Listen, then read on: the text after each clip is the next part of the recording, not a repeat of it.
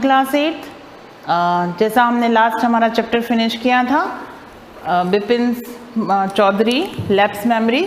हर unit में हर lesson के बाद एक पोएम दे रखी है, तो इस यूनिट में लेसन 4 के बाद की जो हमारी पोएम है वो है द लास्ट बार्गेन। तो अब हम देखते हैं क्या पोएम है ये। द लास्ट बार्गेन, बार्गेन का मतलब होता है मोल भाव करना।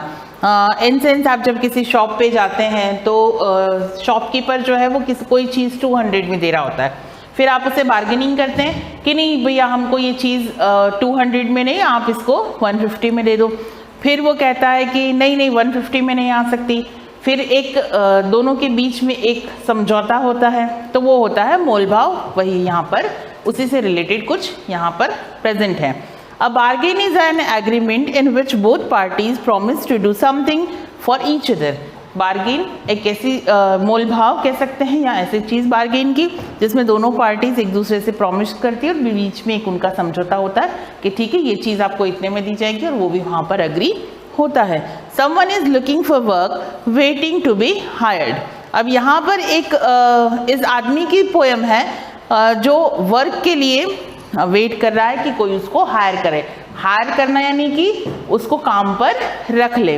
He strike a bargain but thinks it's worthless. वो खुद बार्गेन करता है लेकिन चीज़ें जो है वो उसके समझ के बाहर हो जाती हैं।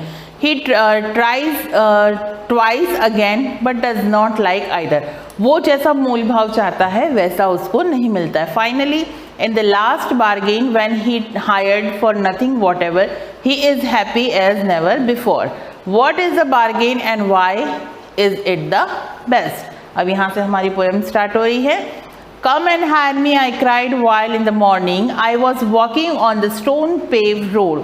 वो कह रहा है कि आइए और मुझे हायर कर लीजिए, यानी कि आइए और मुझे काम पर रख लीजिए। वो ज़ोर ज़ोर से चिल्ला रहा है, क्राइड यानी रोना नहीं है चिल्लाना है। वाइल इन द मॉर्निंग, सुबह सुबह की बात है। वो एक स्टोन पेव रोड यानी कि पथरीले रास्ते पर चल रहा है और आवाज़ लगा रहा है कि कोई आए और मुझे हायर कर ले, मुझे काम पर रख ले। Sword in the hand the king came in the chariot. यहाँ पे चैरियट होता है रथ। किंग किसमें बैठ के आता है? रथ पे। हाथ में तलवार लिए हुए एक किंग अपने रथ में सवार होकर वहां आता है। He held my hand and said, I will hire you with my power.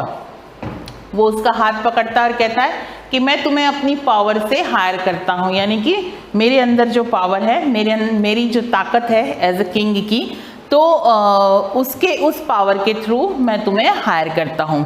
But his power counted for naught and he went away in his chariot. लेकिन जब मैंने उसके बारे में सोचा तो मुझे वो समझ में नहीं आया कि पावर तो कभी भी जा सकती है, तो मैं इसलिए मुझे ये चीज़ समझ में नहीं आई और मैंने मना कर दिया और वो अपने चैरिट में बैठकर वापस चला गया। In the heat of the midday, the houses stood with shut doors. बिल्कुल मिड डे हो गया था, दोपहर हो गई थी, बहुत ज़्यादा गर्मी थी, तो सारे घरों के दरवाजे बंद थे। आई वेंडर्ड अलोन द क्रुक्ड लेन, मैं टेढ़ी मेढ़ी गलियों में अकेला अकेला इधर उधर घूम रहा था। An old man came out with his bag of gold, he pondered and said I will hire you with my money. उतने ही में एक गोल्ड का बैग लिए हुए, सोने के सिक्कों का या गोल्ड का बैग लिए हुए एक आदमी बाहर आया, ओल्ड मैन, और उसने कहा कि मैं तुम्हें हायर करता हूँ अपनी मनी से। He weighed and his coins one by one but I turned away. अब उसने अपने बैग को खोला और एक एक करके सिक्का डालने लग गया, लेकिन मुझे वो भी समझ में नहीं आया और मैं वहाँ से भी आगे चला गया। अब यहाँ पर मॉरल ऑफ द पोएम क्या है वो हमें एट द एंड पता चलेगा। It was evening, the garden has was all a flower. शाम हो चुकी थी, वो मॉर्निंग से घूम रहा था। मॉर्निंग में उसको किंग मिला, नून में उसको एक ओल्ड मैन मिला, अब शाम हो चुकी थी। और शाम के टाइम पे आपने देखा होगा कि गार्डन में ऐसी बाउंड्री बना के रखते हैं, एक रेलिंग सा बना के जाली लगा के रखते, तो उस जाली में से शाम की जो धूप थी उससे उस जाली के अंदर के जो फ्लावर है वो बहुत ही सुंदर लग रहे थे, वो उनको देख रहा था। The fair made come out and said I will hire you with my smile with a smile. उतने में एक मेड जो थी, मेड यानी कि काम करने वाली लेडी, एक फेयर मैड वहाँ पर आई, एक काम करती हुई या काम करने वाली एक बड़ी सुंदर सी मेड बाहर आई और उसने कहा कि मैं तुम्हें हायर करती हूँ अपनी स्माइल से, मैं तुम्हें अपनी स्माइल से हायर करना चाहती हूँ, यानी कि अपनी स्माइल से खरीदना चाहती हूँ। Her smile pale and melted into tears and she went back alone into the dark.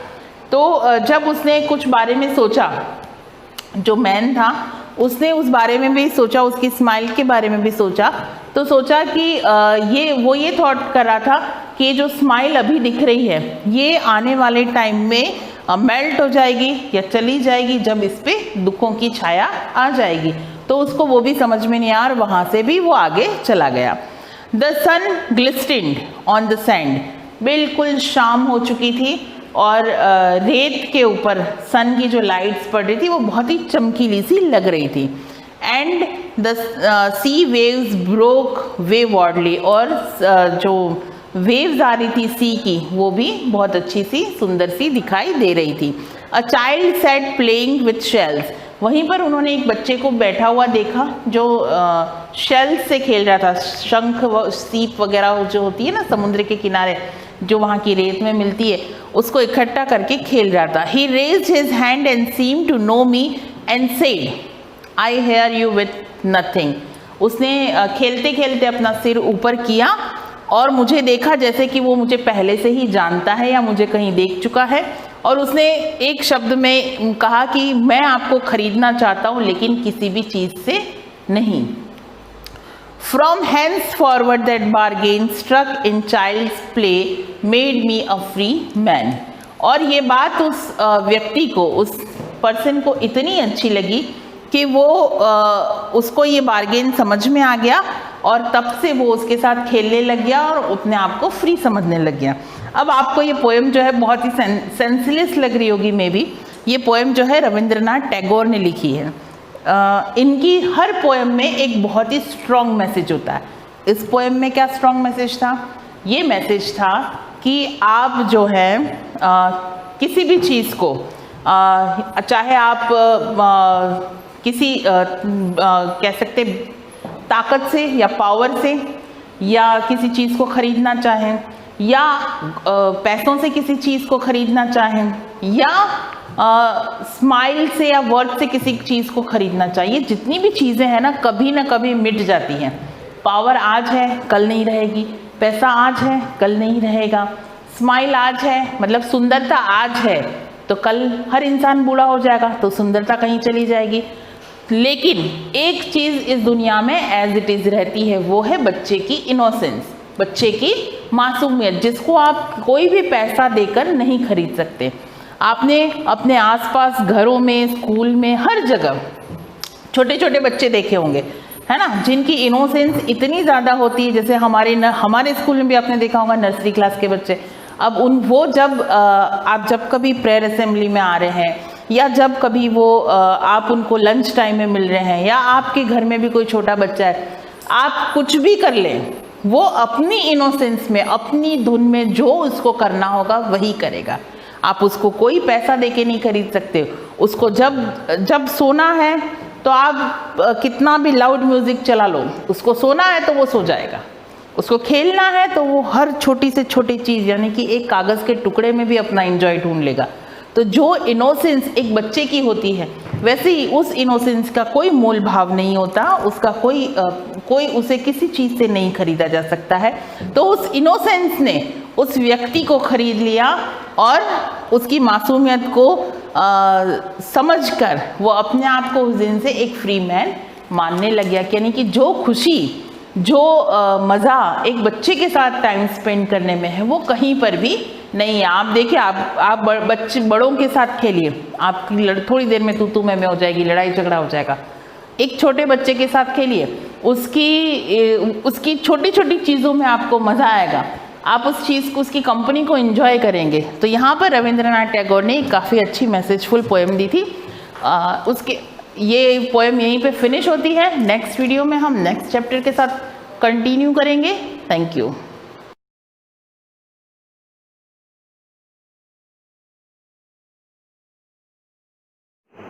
सुप्रभात विद्यार्थियों, जैसे कि अपने प्रथम भाग में देखा था लाख की चूड़ियां कामता प्रसाद गुरुद्वारा रचित रचना, जिसमें किस प्रकार बदलू नाम का व्यक्ति था, वह लेखक से किस प्रकार मित्रता रखता है और उसे किस नाम से संबोधित करता, लला नाम से संबोधित करता है, और वह कांच की वह लाख की गोलियां बना करके लेखक लला को देता था और किस प्रकार उसकी व्यवस्था करता था, लाख की चूड़ियां बदलू कैसे बनाता, इन सब प्रक्रियाओं का हमने वर्णन किया। अब आगे बढ़ते हैं तो बात कर रहे थे हम कि उसका वस्तु विनिमय का तरीका था। लोग अनाज के बदले उससे चूड़ियां ले जाते थे और बदलू स्वभाव से बहुत सीधा सरल स्वभाव का व्यक्ति था। प्रश्न पहला बनता है कि बदलू के आदान प्रदान का, है ना, वस्तु विनिमय का उसका कौन सा तरीका था? वस्तु विनिमय था। वह अपने जो चूड़ियां किस प्रकार बेचता था? वस्तु विनिमय द्वारा बेचता था। ऑप्शन आ सकता है वस्तु विनिमय, मुद्रा विनिमय, और कोई भी दो ऑप्शन आ सकते हैं, तो हमें वस्तु विनिमय लिखना है। मैंने कभी उसे किससे झगड़ते नहीं देखा। शादी विवाह के अवसरों पर अवश्य जीत पकड़ जाता था।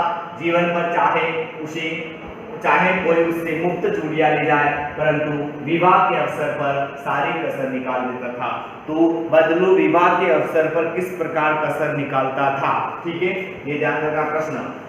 अवसर सारी कसर निकालता। आखिर सुहाग के जोड़े का महत्व ही कुछ और होता है, महत्व ही और होता है।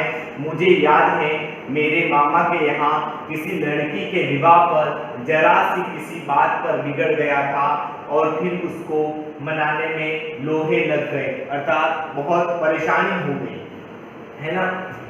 विवाह में किसी जोड़े का मूल्य इतना बढ़ जाता था कि उसके लिए उसकी घरवाली को सारे वस्त्र मिलते, ढेरों अनाज मिलता, उसको अपने लिए पगड़ी मिलती और रुपए जो मिलते सो अलग। इस प्रकार जो बदलू नाम का व्यक्ति था, भले जिंदगी भर चूड़ियां ऐसे दे देता था, किसी भी वधू को दे देता था, महिलाओं को दे देता था, लेकिन उसका स्वभाव था कि जिस घर में विवाह होता था और उस बदलू के घर से जो चूड़ियां जाती थी, उन चूड़ियों का वह अच्छा मूल्य वसूल करता था।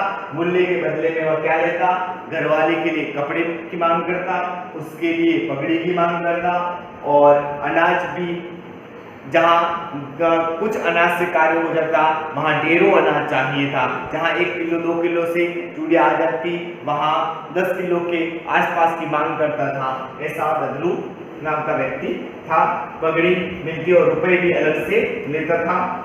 आगे बढ़े।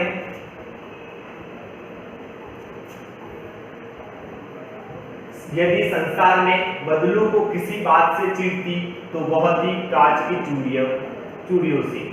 एक प्रश्न बन सकता है कि बदलू नाम के व्यक्ति को, लेखक ने बदलू को या बदलू को किस बात से विशेष चिढ़ थी, अलगाव था, तो वह था किससे? कांच की चूड़ियों से। यदि किसी भी स्त्री के हाथों में उसे कांच की चूड़ियां दिख जाती तो वह अंदर ही अंदर घुट उठता, अर्थात दम घुटने लगता, अंदर ही अंदर स्वयं को कोसता रहता और कभी कभी तो 2-4 बातें भी सुनाता, अर्थात क्रोधावेश में भी आ जाता। वो चूड़ियों को देख करके कोई खरी खोटी भी सुना देता।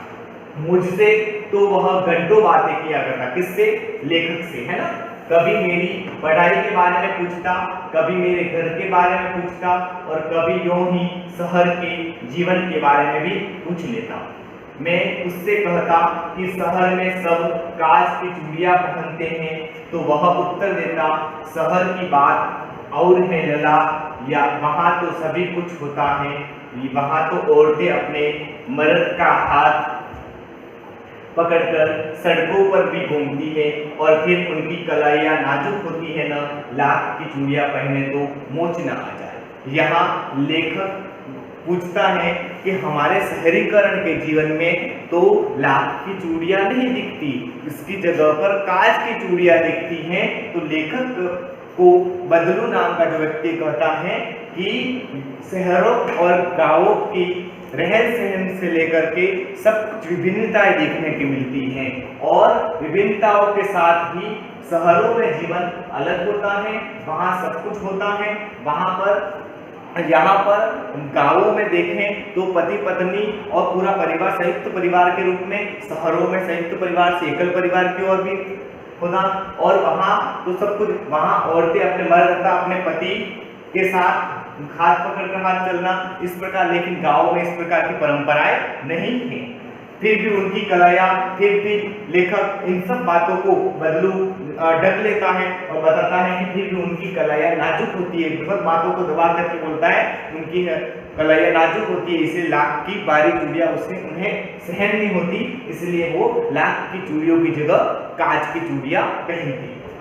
कभी कभी बदलू मेरी अच्छी खासी खातिर भी करता, खातिर अर्थात जो मेहमानबाजी है ना, मेहमानबाजी भी करता, और जिन दिनों उसकी गाय के दूध होता तो वह सदा मेरे लिए मलाई बचा कर रखता, और आम की फसल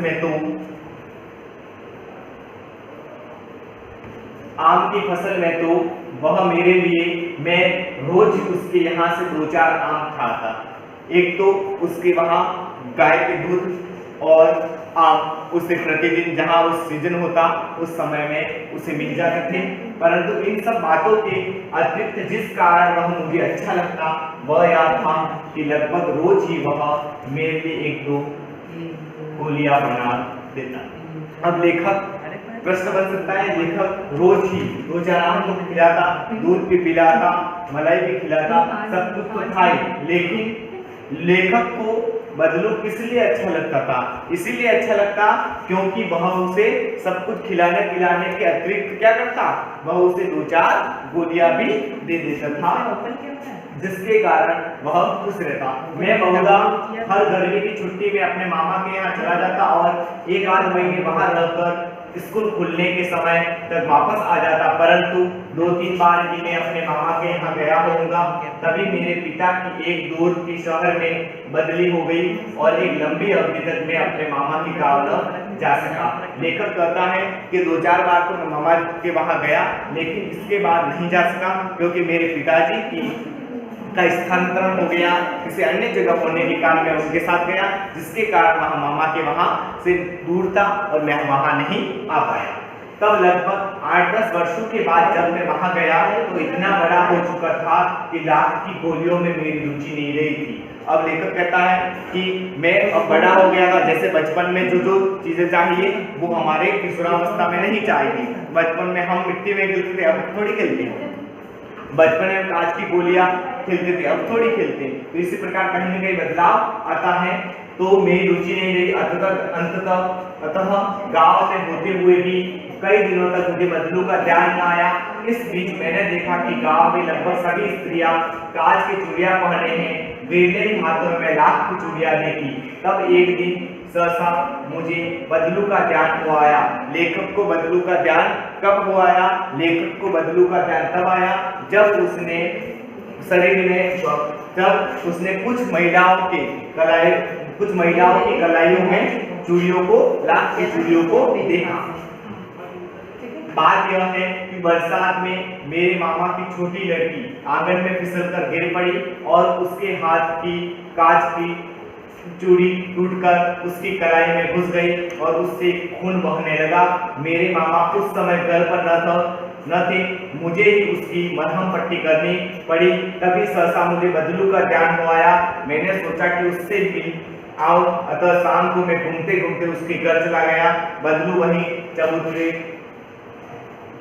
पर नीम के नीचे एक खाट पर लेटा हुआ था। अब लेखक बात करता है कि जब वह मामा के वहां गया 10 वर्षों के बाद मामा से मिला, लेकिन मामा तो बाहर थे।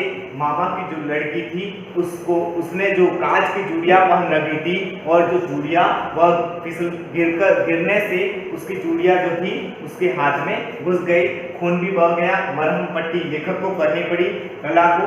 और इसके बाद लेखक को उस समय ध्यान आया कि अगर लाख की चूड़ियां होती तो कम से कम इतना नुकसान तो नहीं होता, इस बिटिया को लगता तो नहीं। और ध्यान आया और लेखक को ध्यान आते ही लेखक बदलू को मिलने के लिए उसके घर जाता है, जो बदलू है जो नीम के पेड़ के नीचे खाट पर वृद्धावस्था में बैठा हुआ है। धन्यवाद।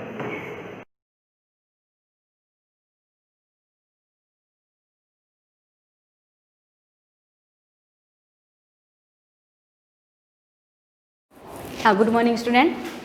पिछली क्लास में हम पार्ट 5 तक पूरा कर लिया था। पाठ 5 को आपने देख पढ़ा ही था कि किस तरह से उस बहेलिया ने, उस शिकारी ने उस शेर से अपने प्राणों की रक्षा की। कंट की नेव ही कंटकम, यानी कांटों से कांटा निकलता है, यानी टिट फॉर टैट, यानी लोहे लोहे को ही काटता है, ये अपन जानते हैं। तो उस कहानी से हमें यही शिक्षा मिलती है कि संकट में हमें कभी भी घबराना नहीं चाहिए, धैर्य के साथ उस संकट का मुकाबला करना चाहिए। ये हमने पिछले लेसन में पढ़ा था। अब पढ़ रहे हैं अपन षष्ठो पाठ, ग्रहम शून्यम सताम विना। विना का मतलब होता है बिना, सताम का मतलब होता है पुत्री यानी बेटी, सुत का मतलब होता है पुत्र, सताम का मतलब होता है बेटी, शून्य का मतलब जीरो, जीरो जानते हो ना जीरो, ग्रह का मतलब था घर, यानी लड़की के बिना एक घर सूना है, लड़की के कन्या के बिना एक घर पूर्ण रूप से सूना है। एक औरत के बिना घर कभी घर नहीं होता है, यानी एक औरत ही होती है जो अपने घर को बनाए रखती है, और एक पुत्री आगे जाके वो भी एक स्त्री ही बनेगी। तो कहने का मतलब होता है लड़कियों के बिना वो घर अधूरा है। क्यों कहा गया है? क्योंकि है ना, आज तो आप जानती हो कि लिंग परीक्षण हो रहा है ना, जिसके अंदर लिंग जांच हो जाती है, लड़का है लड़की, अगर लड़की होती है तो उसको गर्भ में ही नष्ट कर दिया जाता है।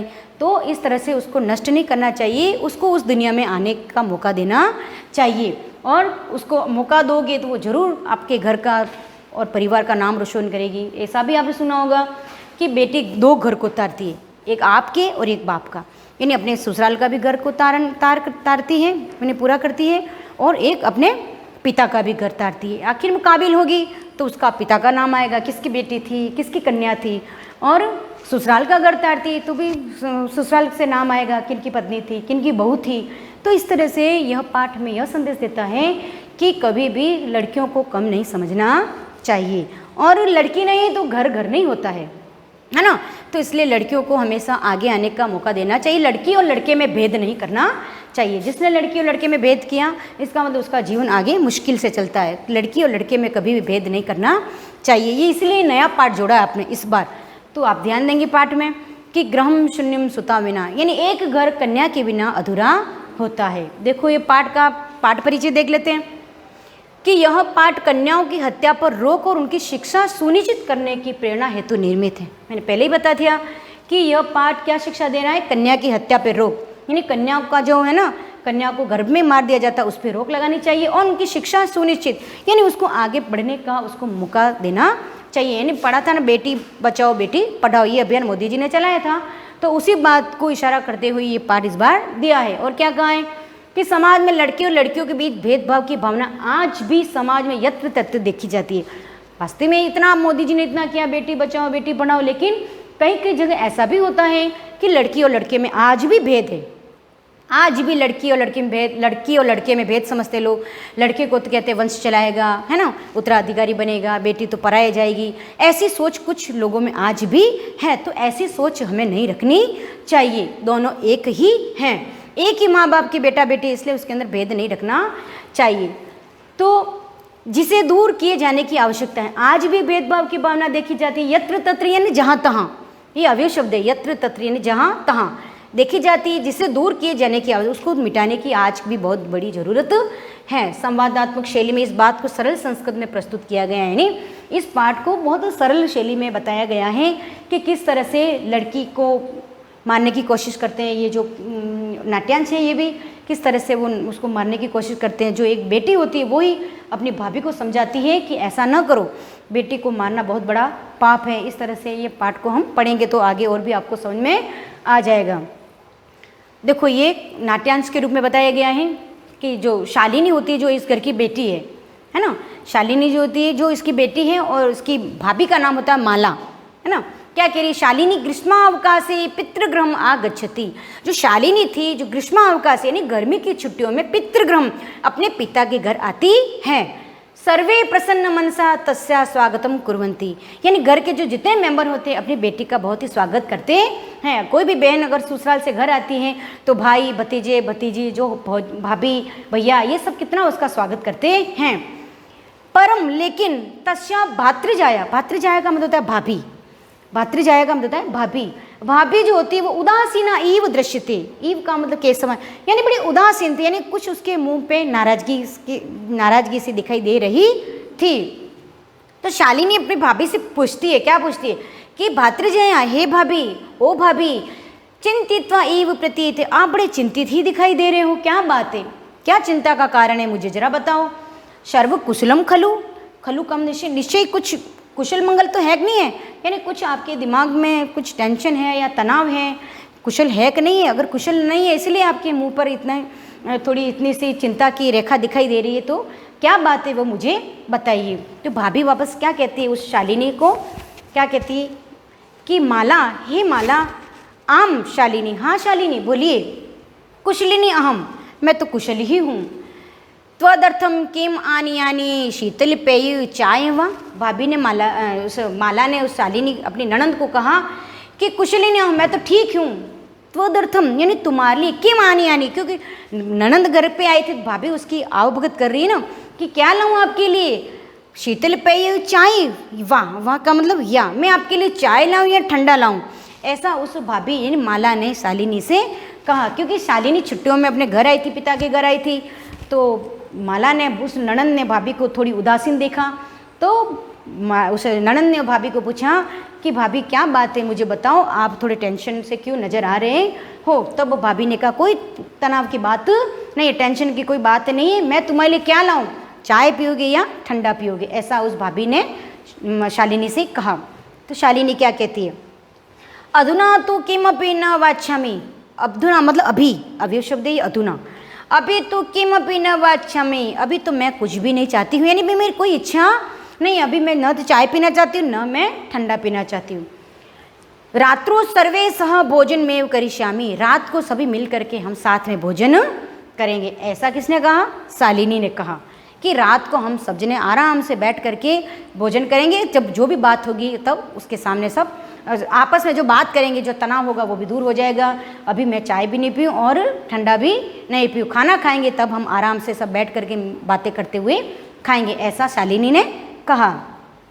फिर भोजन काले अपि, भोजन काल यानी भोजन करते हुए भी, अपि का मतलब भी, भोजन काले अपि यानी भोजन करते हुए भी, मालायाः मनोदशा स्वस्थ न प्रतीयते, यानी जब सब घर के जितने सदस्य थे सब शाम को खाना खाने बैठे, तब भी उस माला की स्थिति ठीक नहीं थी, यानी थोड़ा तनाव था, थोड़ा चिंता थी चेहरे पर, तो स्वस्थ नहीं दिखाई दे रही थी। परम सा मुखिन किमपि नोक्तवती, यानी मुख पर भी कोई भी नोक्तवती यानी कुछ भी बोल नहीं रही थी। जब सब मेंबर, घर के मेंबर अगर एक साथ खाना खाएं तो बहुत सी हंसी मजाक भी होती है, नोकझोंक भी होती रहती है, लेकिन उस माला के मुंह पर कोई भी खुशी या कोई भी हंसी भी नहीं थी, कोई भी बात भी नहीं थी, यानी कुछ भी वो बोल भी नहीं रही थी। तो ये अपने इतना ये गद्यांश पढ़ा है, तो आप इसका प्रसंग सहित इसका एक बार हिंदी भावार्थ करना, क्योंकि ये एक हिंदी भावार्थी आता है और क्वेश्चन भी छोटे छोटे आते हैं, जैसे कि शालिनी किसके घर आई थी, पितृगृह, पिता के घर आई थी, किसके चेहरे पर चिंता थी, तो माला के चेहरे पर चिंता थी। इस तरह से जो एक बाद में बनेंगे उसको मैं बाद में बताऊंगी क्वेश्चन, लेकिन यहाँ तक जो यहाँ से लेकर यहाँ तक जो आपका हिंदी व्याख्या है वो आप करना प्रसंग सहित। धन्यवाद।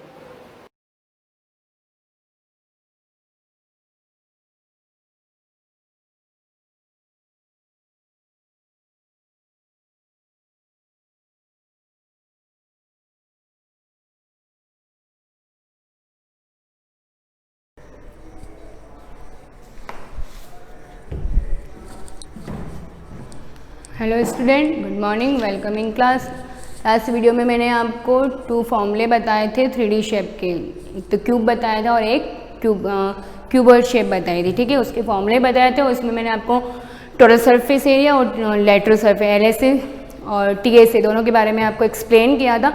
अब नेक्स्ट आपके फॉर्मूला है सिलेंडर। सिलेंडर की शेप कैसे होती है आपको पता होगा, जैसे पाइप होते हैं, जैसे वाटर पाइप होते हैं, ठीक है। जैसे अपने घर पर ही देख लो आप, गैस सिलेंडर वो सबसे बेस्ट एग्जांपल है, तो उसकी शेप किस टाइप से होती है, वैसे ही सिलेंडर होता है, ठीक है। तो उसका भी अगर आपको एरिया फाइंड करना हो तो इसमें भी आपके जैसे उसमें भी TSA है, ठीक है। TSA उसमें एक लेटरल नहीं होता है, उसमें एक कर्व्ड होता है, तो ये फॉर्मूले इसमें भी दोनों हैं आपके, तो इसको ध्यान से समझना। जैसे थर्ड फॉर्मूला है आपके एरिया ऑफ सिलेंडर। मैं यहाँ पर सिलेंडर डायग्राम ड्रॉ, आपको ये सब डायग्राम ड्रॉ करने हैं। पहले वाले मैंने आपको बताया वो भी डायग्राम ड्रॉ कर देना, ठीक है। सिलेंडर में आपने देखा होगा शेप, पाइप में भी शेप देखी होगी, जैसे राउंड शेप, यहाँ तो कर्व्ड होता है बीच में, और जैसे दोनों साइड बहुत मतलब ओपन क्या, टॉप और बॉटम में स्टेप से सर्कल शेप बनी हुई होती है, पता है आपको, ठीक है।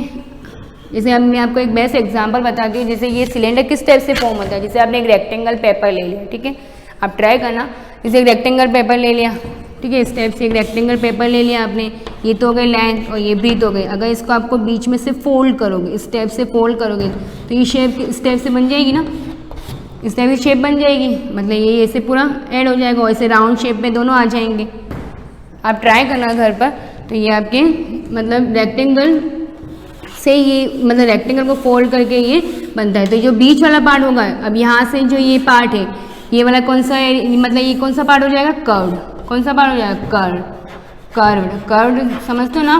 कर्व मतलब बिल्कुल स्ट्रेट नहीं होता, कर्व्ड होता है। जैसे आप कभी देखना सिलेंडर में भी कर्व्ड होता है, पाइप में भी कर्व्ड होता है, ठीक है। और ये दोनों नीचे जो सर्कल टाइप के होते हैं, ठीक है। तो ये पूरा जो होता है, ये पूरा, ये तो क्या हो जाएगा, 2πr। 2πr means circumference. ये पूरा राउंड क्या होगा, सरकमफेरेंस होगा, ये पूरा सरकमफेरेंस होगा। क्या हो जाएगा, अब जैसे हमें किसी टोटल सरफेस एरिया हमें फाइंड करना हो, ठीक है, लेटरल सरफेस हमें एरिया फाइंड करना हो। सबसे पहले तो आप लेटरल देखो, जैसे लेटरल नहीं कर्व्ड, ठीक है, यहाँ पर कर्व्ड एरिया की बात कर रही हूँ मैं, तो यहाँ पर लेटरल नहीं कर्व्ड देखना है। तो कर्व्ड में एरिया में कैसे फाइंड करोगे, मतलब एक तो ये आ जाएगा बेस, इसका जो बेस होगा, ठीक है, इसका मतलब पूरा ये ओवरऑल 2πr सर्कमफेरेंस, और यहाँ से यहाँ तक इसकी क्या हो जाएगी, हाइट। अगर आपको कर्व एरिया फाइंड करना हो, सिलेंडर का कर्व सरफेस एरिया अगर फाइंड करना हो, तो उसमें क्या क्या ऐड हो जाएंगे, एक तो 2πr, इसका सर्कमफेरेंस ऐड हो जाएगा, ठीक है, और यहाँ पर ये हाइट, तो ये क्या हो जाएगी आपकी रेडियस। सर्कल शेप है तो ऑब्वियस रेडियस ही होगा, और ये पूरी डायमीटर हो जाती है, तो ये यहाँ से यहाँ तक पूरी क्या हो जाएगी, एच, यहाँ से यहाँ तक ये ऊपर का पार्ट है, ठीक है, पोर्शन है। तो कर्व्ड एरिया में ओनली फॉर ये ऐड होगा, और नीचे वाला पूरा बेस, और बेस कौन सा होगा, 2πr हो जाएगा। तो यहाँ पर 2π, अगर आपको कर्व सरफेस का एरिया फाइंड करना हो, ठीक है, कौन सा एरिया फाइंड करना है, कर्व सरफेस, तो यहाँ पर आगे लिख देना कर्व्ड एरिया ऑफ सिलेंडर। क्या हो जाएगा, curved area of cylinder. Curve surface लिखना है आप, CA से तभी होगा।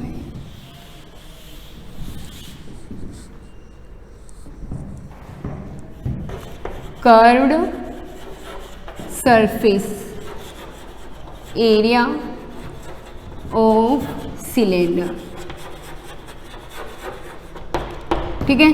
अब इसको आप शॉर्ट में क्या बोल सकते हो, CSA, ठीक है, CSA means curve surface area भी बोल सकते हैं, ठीक है, CSA डायरेक्ट। अब इसमें फॉर्मूला क्या हो जाएगा, 2π, मतलब इन दोनों का 2πrh, क्या हो जाएगा, 2πr, मतलब 2πr, तो ये पूरा हो गया, और h इसकी हाइट हो गई। तो ये इसका फॉर्मूला किसका, कर्व सरफेस एरिया।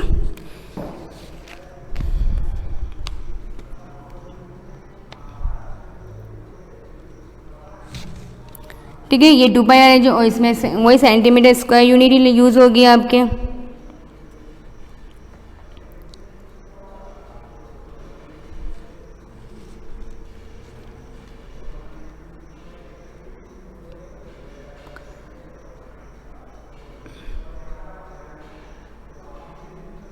ठीक है, मैंने आपको बताया इसमें कि जैसे पेपर को फोल्ड करके ये पूरा बन जाता है, ठीक है। ये आपके क्या हो जाएगा, जैसे ये पूरा पेपर फोल्ड हुआ, तो ये पूरा जो लाइन थी पूरी ऐड हो गई, मतलब जो लाइन थी ना वो मतलब क्या हो गया, फोल्ड हो गई। तो ये पूरा जो पोर्शन हो गया वो क्या हो गया, ये पूरा पोर्शन क्या हो गया, 2πr हो गया। ये पूरा जो पोर्शन है वो 2πr हो गया, ये ध्यान रखना, ठीक है। तो इसका फॉर्मूला क्या हो जाएगा, 2πrh। मतलब इसमें आपको ये देखना है, जैसे कर्व सरफेस अगर तो लेंथ ऑफ रेक्टेंगल पेपर, जैसे इसमें दे रखा है कि सर्कुलर बेस ऑफ सिलेंडर, जैसे सर्कमफेरेंस, एक तो लेंथ ऑफ रेक्टेंगल पेपर ये 2πr हो गया, ठीक है। और ये वाला कौन सा हो जाएगा आपके सर्कुलर बेस ऑफ सिलेंडर, और ये जो बेस सर्कुलर बेस हो गया, तो यहाँ से यहाँ तक पूरी आपको मतलब इसमें क्या हो जाएगा 2πr और h आपको फाइंड करना है। हाँ 2πr और h हाइट, तो ये पूरा फॉर्मूला क्या बन गया 2πrh हो गया। अब नेक्स्ट है आपके टोटल सरफेस, मतलब इसी में आपको TSA फाइंड करना हो, TSA मतलब टोटल सरफेस एरिया, तो यहाँ पर लिख देना total surface area.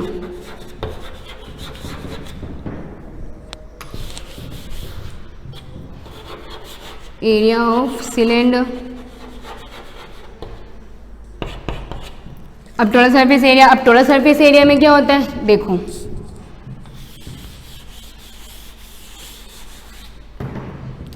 Total surface area find करना है, ठीक है, TSA फाइंड करना है। तो इसमें आपके क्या हो जाएगा पूरा, मतलब टोटल का मीन्स क्या, ऊपर नीचे दोनों आ जाएंगे, ऊपर नीचे दोनों आ जाएंगे। तो इसमें आपको क्या ध्यान रखना है, जैसे ये सिलेंडर,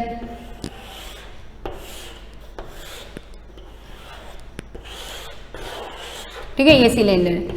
अब इसमें दोनों ऐड ये होंगे, एक तो हाइट मतलब कर्व भी ऐड हो जाएगा, और आपके ये दोनों सर्कुलर ऐड हो जाएंगे, मतलब सर्कुलर बेस भी ऐड हो जाएगा, और ये वाला भी आपके ऐड हो जाएगा। समझ में आ गया? तो इसमें आपको क्या करना है, अब इसमें देखो जैसे ये वाला भी ऐड हो जाएगा, टोटल मतलब टोटल का मीन्स क्या, ये दोनों ऐड हो जाएंगे और ये वाली हाइट भी ऐड हो जाएगी, ठीक है। तो इसको आप क्या करोगे, एक तो 2πr हो जाएगा, और इसका अब इसका एरिया, तो ये दोनों सर्कल है, तो सर्कल का एरिया क्या होता है πr², तो कितने πr² गए, πr² और πr², ये पूरा क्या हो गया πr², और ये वाला भी क्या हो गया πr², दोनों πr 2πr है, 2πr² हो गया, इन दोनों को ऐड करना है और ये h ऐड करना है, ठीक है। हाइट ये पूरा कर्व एरिया, और कर्व एरिया का फॉर्मूला आपको पता ही है, तो इसका फॉर्मूला आपके हो जाएगा 2, जैसे आपकी डायग्राम दे रखा है, देखो रेडियस तो आपको पता ही है, ठीक है, ये r ये रेडियस है, ये आपके बुक में डायग्राम भी दे रखा है, इसको आप बना देना, ठीक है। तो इसका फॉर्मूला क्या, इसमें क्या क्या ऐड हो रहा है, एरिया में क्या क्या ऐड हो रहा है, एक तो 2πr, एक तो आपके वो πr² दोनों ऐड हो गए, ठीक है, दोनों πr², ठीक है, और 2πrh, ये पूरा कर्व एरिया ऐड हो जाएगा। तो आपके फॉर्मूला इसमें क्या बन जाएगा 2πrh + r, क्या हो जाएगा 2πrh + r। पाई की वैल्यू आपको पता है 22.7, r means radius, h means height, तो ये आपका फॉर्मूला, और इसके बीच में ब्रैकेट है तो मल्टीप्लाई का साइन यूज होगा, वो आगे हम फॉर्मूले में यूज़ करेंगे। तो ये आपके फॉर्मूला हो गया TSA का 2πr r + h या h + r जो है आपके, ठीक है, वो आप लिख देना। क्लियर? इस टाइप से आपके ये 3 मेन फॉर्मूले थे, तो ये आपके पूरा कंप्लीट हो गया है। आपके ये हॉलो सिलेंडर अगर आगे क्वेश्चन होंगे तो मैं इसके फॉर्मूले में भी साथ साथ में लिखवा दूंगी, ठीक है। तो इस टाइप से आपके ये पूरा कंप्लीट हो गया। अब आपके एक्सरसाइज में आपको नेक्स्ट वीडियो में ही करवाऊंगी 11.3, ठीक है। 11.2 तो कंप्लीट हो गई थी, 11.3 में जैसे फर्स्ट क्वेश्चन आप ट्राई करना, ठीक है। जैसे there are 2 cubical box and show in the adjoining figure which box require the lesser amount of material to make. जैसे एक क्यूबिकल मतलब इसमें एक क्यूब शेप दे रखी है, जैसे बी वाला जो है वो क्यूब है, कैसे पता लगा, आपको पता लग गया ना, क्योंकि तीनों इसमें हाइट लेंथ और मतलब तीनों साइड सेम दे रखी है, और सेम किस में होती बताया था मैंने आपको क्यूब में, तो इसका आपको TSA फाइंड करना है, ठीक है। और ए वाला क्यूबॉइड का मतलब क्यूब शेप का है, तो इसमें भी आपको क्या फाइंड करना है TSA फाइंड करना। दोनों के फॉर्मूले मैंने आपको लिखवा दिए, दोनों को फॉर्मूले को आपको सॉल्व करके देखना है, और इसमें ये बताना है किसका एरिया लेजर है, किसका एरिया लेजर है, तो वो आप चेक करके इसमें ट्राई करना, नहीं तो ये क्वेश्चन मैं आपको नेक्स्ट वीडियो में कंटिन्यू कराऊंगी, ठीक है। ये तीनों फॉर्मूले आपको लर्न करने हैं, सब फॉर्मूले ध्यान रखना है कौन सा TSA का है, कौन सा LSA है, कौन सा कर्व्ड है। तो इस टाइप से आपको इसमें कोई 4 वॉल्स नहीं होती, इसमें कोई आपको 4 वॉल्स दिख रही है क्या, नहीं, तो इस टाइप से ये फॉर्मूला आपको लर्न करना है, ठीक है। Thank you.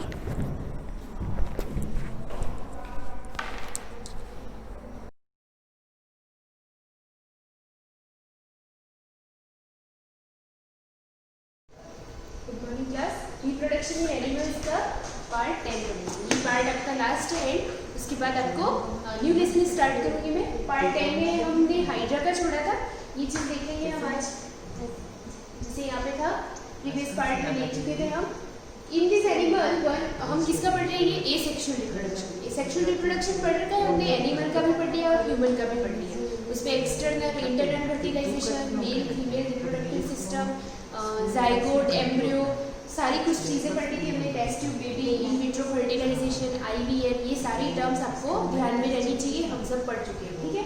अब ये जो सेकेंड चीज़ पढ़ रहे हैं हम, वो है एसेक्सुअल रिप्रोडक्शन। यानी एसेक्सुअल रिप्रोडक्शन जिसमें सिर्फ एक पेरेंट का होना ज़रूरी है, दोनों पेरेंट का होना ज़रूरी नहीं है। कोई भी एक पेरेंट अपने जैसा न्यू ऑर्गेनिज्म को प्रोड्यूस वो कर सकता है, यानी अपनी कॉपी वो बना सकता है एक सिंगल ऑर्गेनिज्म, चाहे वो मेल हो या वो फिर वो फीमेल हो। तो एसेक्सुअल रिप्रोडक्शन हाइड्रा में हो सकता है, और इसका एक मेथड है बर्डिंग। बर्डिंग क्या होती है मैंने बताया, जैसे आपको दिख रहा है, ये अगर एक अकेले का सेक्शन ऊपर रख दो और नीचे वाला सेक्शन रख दो, तो इन दोनों सेक्शन में इतनी कैपेबिलिटी होती है कि ये अपने जैसा न्यू ऑर्गेनिज्म या न्यू बेबी हाइड्रा को प्रोड्यूस कर सकते हैं। तो इस तरह से ये जो बनेगा यहाँ पर, और एक मेथड आपने 7th स्टैंडर्ड में भी देखा था, यहाँ पे ये भी हो सकता है कि ये छोटी सी बर्ड यहाँ पे बन जाए, और उस बर्ड को अगर आप अपनी बॉडी मेन बॉडी से सेपरेट कर दोगे या सेपरेट हो जाएगा, तो आफ्टर सम टाइम वो छोटी सी बर्ड न्यू हाइड्रा को अराइज कर सकती है। तो वो जो न्यू बर्ड बनती है वो बड़ी न्यू हाइड्रा कहलाती है। इसका एक एग्जाम्पल दे देती हूँ मैं आपको। जैसे ये तो हाइड्रा है, आप एग्जाम्पल ले लो पोटैटो का। पोटैटो में भी क्या होती है, बर्ड होती है। बर्ड कैसे, कभी कभी पोटैटो जब घर में पुराने हो जाते हैं तो वो खराब नहीं होते, उन पे वाइट वाइट कलर की कुछ बर्ड उग जाती है, देखा होगा आप उसको हैंड पिकिंग से इजीली अलग कर सकते हो। तो वो जो बर्ड होती है वो भी एक न्यू ऑर्गेनिज्म बनाने में पॉसिबल है। मतलब कि ये कि अगर आप पोटैटो प्लांट में जहाँ पे बर्ड उग रही है, आप अगर उसको शार्प नाइफ से कट करके आप उसको सॉइल में रख देते हो, तो वहाँ से एक न्यू पोटैटो प्लांट अराइज हो सकता है। होगा, डेफिनेटली होगा, क्योंकि वो एक वेजिटेटिव रिप्रोडक्शन का एक मेथड है। तो यहाँ पे भी वही चीज़ मैं आपको बता रही हूँ कि हाइड्रा में भी अपना हाइड्रा अगर एक न्यू बर्ड को अराइज करता है, तो उस बर्ड में, सिंगल बर्ड में इतनी कैपेसिटी होती है कि वो न्यू हाइड्रा को क्रिएट कर सके। जैसे यहाँ हाइड्रा दे रखा है, एम्पुटेशन के थ्रू यहाँ पे रीजनरेशन होना शुरू हो जाएगा, ग्रोथ होगी और न्यू हाइड्रा क्रिएट हो जाएगा। These are called bird। इन चीज़ों को बोलते हैं bud, and responsible for giving rights to new individual. और ये रिस्पॉन्सिबल होते हैं न्यू इंडिविजुअल को क्रिएट करने के लिए। The nucleus of the parent hydra divides into 2। इनका न्यूक्लियस भी 2 पार्ट में डिवाइड हो जाता है। Then one of the 2 nuclei passes into the bud. इस तरह से दोनों न्यूक्लियाई डिवाइड हो जाते हैं और 2 न्यूक्लियस का फॉर्मेशन कर देते हैं। Bud detach itself from the parent body. इस तरह से बर्ड जो होती है वो अपनी मेन पेरेंट बॉडी से डिटेच हो जाती है। It grows to full size and becomes a new individual. ये फुल साइज में ग्रोज हो जाता है और न्यू इंडिविजुअल बना देता है। This method of asexual reproduction in which individual develop from the buds is called budding. Asexual reproduction का ये वो मेथड है जिसमें इंडिविजुअल जो डेवलप होता है वो एक बर्ड से डेवलप होता है। That's why this process is known as budding. ठीक है, आपको ये डायग्राम बनाना है, हेडिंग लिखनी है बर्डिंग इन हाइड्रा। ये डायग्राम बना देना है, लिखने की जरूरत नहीं है, काफ़ी है। और ये लास्ट लाइन आप लिख लेना। इसके साथ ही चैप्टर एंड हो रहा है हमारा। उसके बाद यहाँ जैसे लिखा है असाइनमेंट, तो select the odd one out, यानी एम्ब्रियो, जाइगोट, फीटस, लार्वा, ये सारी चीज़ें हैं। इनमें से ऑड कौन है आपको समझ में आ रहा होगा। Gamete, sperm, ovum and yeast, ये सारे क्या है, गैमेट है। गैमेट से रिलेटेड है स्पर्म, ओवम और यीस्ट। यीस्ट जो है वो सबसे थोड़ा डिफरेंट है, उसको सर्कल कर सकते हो। फर्टिलाइजेशन, इंटरनल फर्टिलाइजेशन और एक्सटर्नल। ये तो फर्टिलाइजेशन के 2 टाइप है, बट ये मेन प्रोसेस है, तो इसको और करो। ओवरी, यूट्रस, फैलोपियन और स्पर्म डक्ट। अभी देखो यहाँ पे हमने फीमेल रिप्रोडक्टिव सिस्टम पढ़ा जिसमें ओवरी आ रही थी, यूट्रस आ रहा था, फैलोपियन ट्यूब आ रही थी। ये जो स्पर्म डक्ट है ये तो क्या है, मेल रिप्रोडक्टिव ऑर्गन का पार्ट है। तो ये जो मेल रिप्रोडक्टिव है ये सारे फीमेल है, तो इसको और करो। इस तरह से यहाँ पे यूनिसेक्सुअल, बाइसेक्सुअल, कौन से ऑर्गेनिज्म में खाली मेल होता है या फीमेल होता है, तो वो, और बाइसेक्सुअल ऑर्गेनिज्म जिसके अंदर मेल फीमेल दोनों होते हैं, जैसे अर्थ फॉर्म में, लीच में। तो ये उसके, तो इन दोनों में आपको डिफरेंस लिखना है, इजीली आपको बुक में मिलेगा। ये सब कुछ टर्म्स हम पढ़ चुके हैं। Zygote, foetus, sperm, ovum, oviparous and viviparous, वो ऑर्गेनिज्म ये भी पढ़ चुके हैं जो ओवास से क्रिएट होते हैं, एग्स प्रोड्यूस करते हैं। और विविपेरस जो डायरेक्ट बेबी को बॉर्न करते हैं। अभी यहाँ पे डू यू नो में एक चीज दे रखी है, cloning. This method involve producing an exact copy of the cell. Cloning नहीं सुना होगा, पर क्लोन वर्ड तो आपने सुना होगा। आपने सुना होगा कि इस चीज का या इस ऑर्गेनिज्म का क्लोन बनाया गया। क्लोन सेम कॉपी होती है। देखो यहाँ लिखा है, this method involve producing an exact copy of cell. किसी सेल की सेम सिमिलर कॉपी जो दिखने में भी सेम हो उसको हम कहते हैं क्लोनिंग। किसी आपने सुना होगा किसी ना किसी ऑर्गेनिज्म का क्लोन बना के रखते हैं, तो ये पूरी साइंटिफिक प्रोसेस होती है। एनी अदर लिविंग पार्ट और कंप्लीट ऑर्गेनिज्म, किसी भी ऑर्गेनिज्म के डिजायर्ड कैरेक्टर्स या जीन्स को लेकर क्लोन प्रिपेयर किया जाता है। Cloning was successfully done for the first time at the Rothschild Institute in Edinburgh, Scotland on 5th July 1996।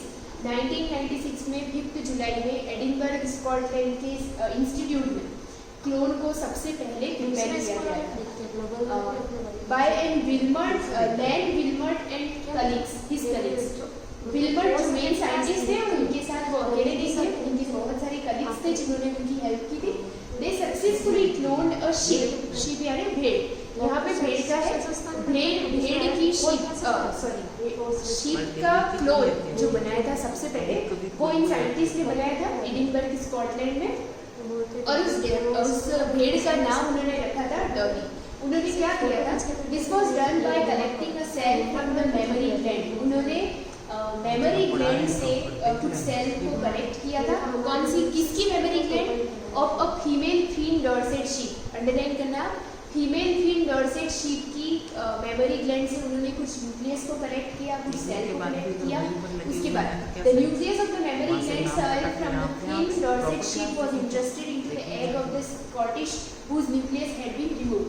अब उन्होंने उसकी सेल को या उसकी न्यूक्लियस को दूसरी किसी शेप में ट्रांसफर किया, और वो किसके अंदर किया था उन्होंने, यहाँ पे जैसे लिखा है Dorset sheep was inserted into the egg of Scottish whose nucleus.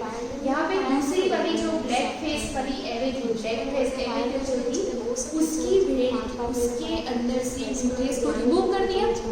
फिर यहाँ पे जो हमने फीमेल डॉर्सेट शीप ली थी उसकी न्यूक्लियस को उसके अंदर ट्रांसप्लांट करवाया, इम्प्लांटेड बोल सकते हैं इसको, इम्प्लांट करवाया, यानी कि एक का निकाल के दूसरी भेड़ के अंदर उन्होंने इम्प्लांट करवाया।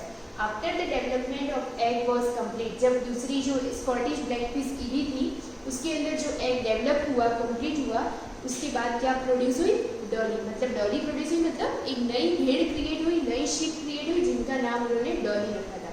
तो आप ये अंडरलाइन करना, इसके एग्जाम में बोर्ड के क्वेश्चन बन सकते हैं। डॉली, डॉली वो सबसे फर्स्ट ऑर्गेनिज्म थी जिनको clone as a clone prepare किया गया था।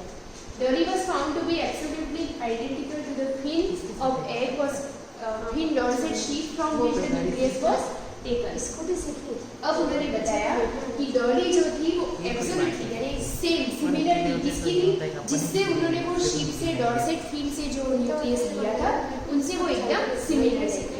अनफॉर्चुनेटली लेकिन हुआ ये कि थोड़े टाइम के बाद ही उस शीप की डॉली की डेथ हो गई। Dolly died on 14 April 2003 due to a lung disease. Lung disease की वजह से उसकी डेथ चला। फिर भी 1996 से 2003 काफ़ी टाइम तक रही, मतलब ऐसा नहीं कि उनका एक्सपेरिमेंट फेल हो गया, सक्सेसफुली रहा। 96 से 2003 तक वो डॉली सर्वाइव कर सकी, लेकिन कुछ अदर रीजन से, लंग डिजीज एक अलग इफेक्ट है, उसकी वजह से उसकी डेथ हो गई।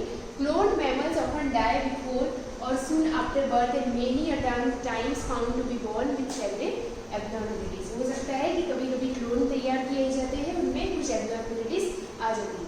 इसके पीछे यहाँ पे आया नहीं है, इसके पीछे एक चार्ट दिया हुआ है, टेबल, आपको उसको पढ़ना है, रिवाइज करना है। उसमें कुछ नहीं, पूरे चार्ट पूरे चैप्टर का कंक्लूजन है, शॉर्ट में समरी कि हमने पूरे चैप्टर में क्या क्या पढ़ा, ए सेक्सुअल रिप्रोडक्शन पढ़ा, सेक्सुअल पढ़ा, उसमें वापस क्या पढ़ा, वो सारा चार्ट फॉर्म में दे रखा है, आपको उसकी नोट्स में बनाना है।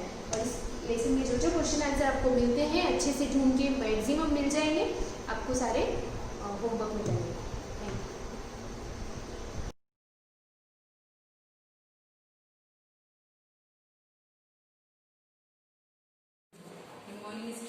हम लेसन 8 पढ़ रहे थे, वुमेन कास्ट एंड रिफॉर्म्स, और ये चैप्टर फिनिश होने आया है। लास्ट पॉइंट इसमें पढ़ना था अपने को, गुलामगिरी जो दे रखा था उसके बारे में कंटिन्यू करते हैं अपन इसको। One of the most vocal amongst the low caste leader was Jyotiba Phule. क्या दे रखा है इसमें, वोकल, वोकल का मतलब आवाज। लो कास्ट के लिए सबसे महत्वपूर्ण लीडर के रूप में जिसने काम किया था वो कौन थे, ज्योतिबा फुले थे। Born in 1827, he studied in school set up by Christian missionaries। क्या दे रखा, इनका जन्म तो हुआ था 1827 में, अंडरलाइन करना आप इसको। he studied in school set up by Christian missionaries, ठीक है, क्रिश्चियन मिशनरी की जो संस्था थी इसमें इन्होंने स्टडी की थी। On growing up he developed his own ideas about the injustice of caste society, क्या दे रखा, on growing up he developed his own ideas, इन्होंने अपने जो आइडियाज थे उनको डेवलप किया अबाउट किसके लिए, इनजस्टिस ऑफ कास्ट सोसाइटी, समाज को लेकर जो इनजस्टिस, जो असमानताएं फैली हुई थी, जो न्याय लोगों को नहीं मिला था, इसके लिए इन्होंने अपने ही विचारों को डेवलप किया था कि किस प्रकार हम समाज में जस्टिस को प्राप्त कर सकते हो, लो कास्ट के साथ जो भेदभाव किया जाता है, जो डिस्क्रिमिनेशन किया जाता है, उसको हम दूर कर सकते हैं। He set out to attack the Brahmins' claim that they were superior to others since they were Aryans, क्या दे रखा है, He set out to attack the Brahmins' claim, उन्होंने ब्राह्मण जो वर्ग के लोग थे उनके ऊपर अटैक किया। अटैक करने का मतलब बातों से उनको बताया कि आप जो अपने आप को सुपीरियर मानते हो, आप जो अपने आप को सर्वोच्च मानते हो, since they were Aryans, Phule argued that the Aryan were foreigner, क्या दे रखा है कि वो यूं मानते थे कि आर्यन वंश से हम आए हैं, आर्य वंश से हम आए हैं। तो यहाँ पर फुले ये बताना चाहते हैं उनको कि आर्य वंश जो थे वो कौन थे, फॉरेनर थे, यानी कि हम ये नहीं कह सकते कि वो पूर्ण रूप से भारतीय थे। Who came from outside the subcontinent and defeated and subjected true children of the country, those who had lived her from before the coming of the Aryans, क्या दे रखा है यहाँ पर, Who came from the outside of subcontinent, यानी कि वह भारत के बाहर से आए हैं। सब कॉन्टिनेंट का मतलब कह सकते हैं कि आसपास के जो उपमहाद्वीप है, छोटे छोटे जो क्षेत्र है वहां से आए, and defected and subjected the true children, और उन्होंने भारत में आकर यहाँ के जो मुख्य कह सकते हैं कि मुख्य जो जातियां थी उनको हराना प्रारंभ कर दिया था, और उनके जो रहने के जो स्थान थे उनको अपना क्षेत्र यानी कि अपना सर्वोच्चता उन्होंने स्थापित कर ली। किसके बारे में बोल रहे हैं, आर्य समुदाय के बारे में यहाँ पर बोला जा रहा है, आर्य समाज के बारे में बोला जा रहा है, क्योंकि ब्राह्मण क्लेम जो था वो क्या कहते थे कि हम आर्य वर्ग के लिए, तो वो बता रहे थे आर्य वर्ग कौन थे उसके बारे में। As the Aryans established their dominance, फिर धीरे धीरे डोमिनेंस का मतलब होता है अपना प्रभुत्व स्थापित करना। तो धीरे धीरे आर्य लोगों ने क्या किया था, अपने प्रभुत्व स्थापित किए थे। They began looking at the defeated population as inferior, as low caste people, और धीरे धीरे उन लोगों ने क्या किया था, defeated population is inferior, भय से लोगों को डरा धमका के जो लो कास्ट के लोग थे उनको डराना करना स्टार्ट कर दिया था। According to Fuller, the upper caste had no right to their land and power in reality, क्या दे रखा है, फुले के अनुसार, यहाँ पर पर्टिकुलर ज्योतिबा फुले के बारे में बता रहे हैं कि ज्योतिबा फुले ने अपने क्या क्या विचार रखे थे। अकॉर्डिंग टू फुले, फुले के अनुसार अपर कास्ट के पास में यहाँ की जमीन के और उस शक्ति के रूप में कोई भी राइट्स उनके पास में नहीं है। रियलिटी में ये पावर किसके पास है, the land belonged to indigenous people, those who called low caste. ये जो पावर है लैंड, भूमि से रिलेटेड जो पावर है वो रियलिटी में किसके पास है, इंडिजिनियस पीपल का मतलब हम कह सकते हैं स्वदेशी, जो अपने ही देश के लोग हैं उनके पास में ये पावर होता है, जिसको हम किस नाम से जानते हैं, लो कास्ट के नाम से हम जानते हैं। फुले claimed that before Aryans three existed, a golden age when warrior peasant tilled the land and ruled the Maratha countryside in just and fair ways, क्या दे रखा है, जब यहाँ पर आर्य लोग नहीं आए थे उससे पहले भारत का जो समय था उसको गोल्डन एज, स्वर्ण एज के नाम से जाना जाता था, और जब उन्होंने यहाँ पर आकर जो भी हमारे किसान थे उनके ऊपर जो अटैक किया था और उन्होंने अपना पावर जो स्थापित किया था, उसके कारण से हमारी जो देश की समृद्धि थी वो क्या हुई, धीरे धीरे खत्म हो रही थी। He proposed that the Shudras, Caprian caste and Ati Shudras, untouchable should untie to challenge caste discrimination, क्या दे रखा, He proposed that Shudras, Shudras का मतलब क्या दे रखा है, जो कास्ट क्या करती है, लेबर करने का, श्रम करने का काम करती है। एक अति शूद्र, देखो उसमें भी दो कैटेगरी डिवाइड कर रहे थे, शूद्र और अति शूद्र। अति शूद्र के अंदर कौन आएंगे, अनटचेबल, जिनको हम लोग नहीं छूते हैं, छुआछूत की जो भावना रखते हैं। Should unite to challenge caste discrimination. अब इन लोगों ने यहाँ पर क्या किया, एक हो गए कि डिस्क्रिमिनेशन के खिलाफ यानी कि भेदभाव के खिलाफ हमको लड़ना है। The Satya Shodhak Samaj an association Phule founded propagated caste equality, underline करना, आप लोगों से पूछा जाएगा ज्योतिबा फुले ने किस समाज की स्थापना की, तो आपका आंसर क्या होगा, सत्य शोधक समाज की। एक एसोसिएशन फुले फाउंडेड प्रोपोगेटेड का मीन्स होता है प्रचार प्रसार करना, कास्ट इक्वलिटी जाति को लेकर जो समानताएं हैं उस बेस पर उन्होंने क्या किया, सत्य शोधक समाज की स्थापना कीर्ति। अब ये पूरा जो चैप्टर मैटर था वो फुले से रिलेटेड था। अब गांधी जी ने क्या विचार रखे थे उसके बारे में देखते हैं। अकॉर्डिंग टू गांधी जी के अनुसार, आप लोगों को पता होगा गांधी जी ने भी इसके लिए बहुत ज्यादा प्रयत्न किए थे। अब उन्होंने क्या क्या प्रयास किए थे उसके बारे में हम देखते हैं। The practice of untouchability is a leper bound in the whole body of Hindu politics. क्या दे रखा है यहाँ पर, अकॉर्डिंग टू गांधी जी के अनुसार क्या दे रखा है, द प्रैक्टिस ऑफ अनटचेबिलिटी, छुआछूत की जो भावना है, जो प्रैक्टिस है, अ लेपर बाउंड, बाउंड का मतलब क्या होता है, घाव, in the whole body of Hindu politics, कह सकते हैं हिंदू राजनीति के पूरे शरीर में एक कोड़ी के घाव के समान है। क्या कह सकते हैं, पर हिंदू जो शरीर है, हिंदू राजनीति जो है, पॉलिटिक्स का मतलब राजनीति, हिंदू पॉलिटिक्स जो है उसके पूरे शरीर में एक घाव के समान है। यानी कि कह सकते हैं ना, एक बुराई होती है। अब जैसे हम यूँ कहते हैं हमारे शरीर में, शरीर के किसी पार्ट में कोई चोट लग जाती है, जैसे सिंपल सी बात है, हमारे हैंड पर कोई चोट लग गई तो हम अपने हाथ को काट के नहीं फेंकते, उसको क्या करते हैं, ठीक करवाते हैं। उसको अच्छा करने के लिए जो भी प्रयत्न हम कर सकते हैं वो हम करते हैं। तो यहाँ पर गांधी जी इस कोटेशन के थ्रू हमको यही समझाना चाह रहे हैं कि हिंदू जो राजनीति है उसमें अनटचेबिलिटी क्या है, एक घाव के समान है। तो इसको हमको अलग करके नहीं फेंकना चाहिए, इसको भी हमें हमारे क्या करना चाहिए, समाज के अंदर इंक्लूड करना चाहिए। अब जैसे कहते हैं ना कि हमारे घर की बात करते हैं हम, कि बहुत सारे आप लोगों ने देखा होगा कि जो ओल्ड एज में आ जाते पेरेंट्स या फिर आपके ग्रैंड पेरेंट्स है, तो उनके साथ बुरा बिहेवियर किया जाता है। तो उनको यूं नहीं कि हम अपने फैमिली का पार्ट नहीं समझे, वो हमारे फैमिली का पार्ट है, वो थे तभी हम आए। तो यहाँ पर भी मेन चीज, अभी ज्योतिबा फुले ने क्या समझी, मेन कौन थे इंडिया में, सबसे पहले जिनको आप लो कास्ट का कहते हो वही भारतीय थे। आर्य जो लोग थे वो तो बाहर से आए हुए थे। तो गांधी जी के कहने का मतलब यही था कि ये जो हम घाव के रूप में समझ रहे हैं, इसको एक घाव के रूप में नहीं समझकर इसको भी हमें हमारे समाज का पार्ट बनाना चाहिए।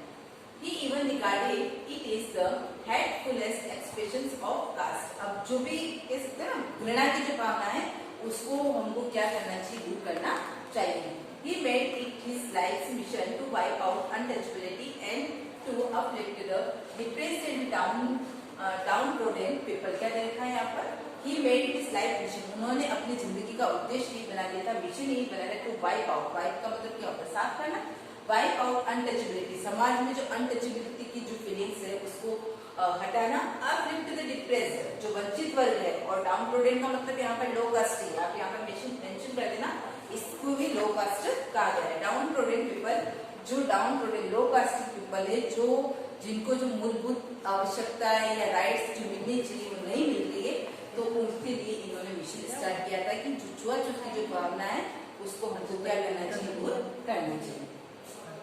He addressed various public meetings reposing doctrine of horizon welfare। क्या देखा है इन्होंने, मैंने आप लोग को पहले भी बताया था, महात्मा गांधी ने वो क्या नया नाम दिया था, जो नया नाम दिया था वो नया नाम क्या था इनका, हरिजन था। ठीक है, क्या दे रखा है, मीटिंग, उन्होंने बहुत सारी मीटिंग लगवाई थी, लोगों को इकट्ठा किया था, बताया था डॉक्ट्रिन्स ऑफ हरिजन वेलफेयर, किसके लिए, हरिजन जो लो कास्ट के ऊपर थे, जो अनटचेबल पीपल थे, उनकी भलाई के लिए। वेलफेयर का मतलब होता है भलाई करना।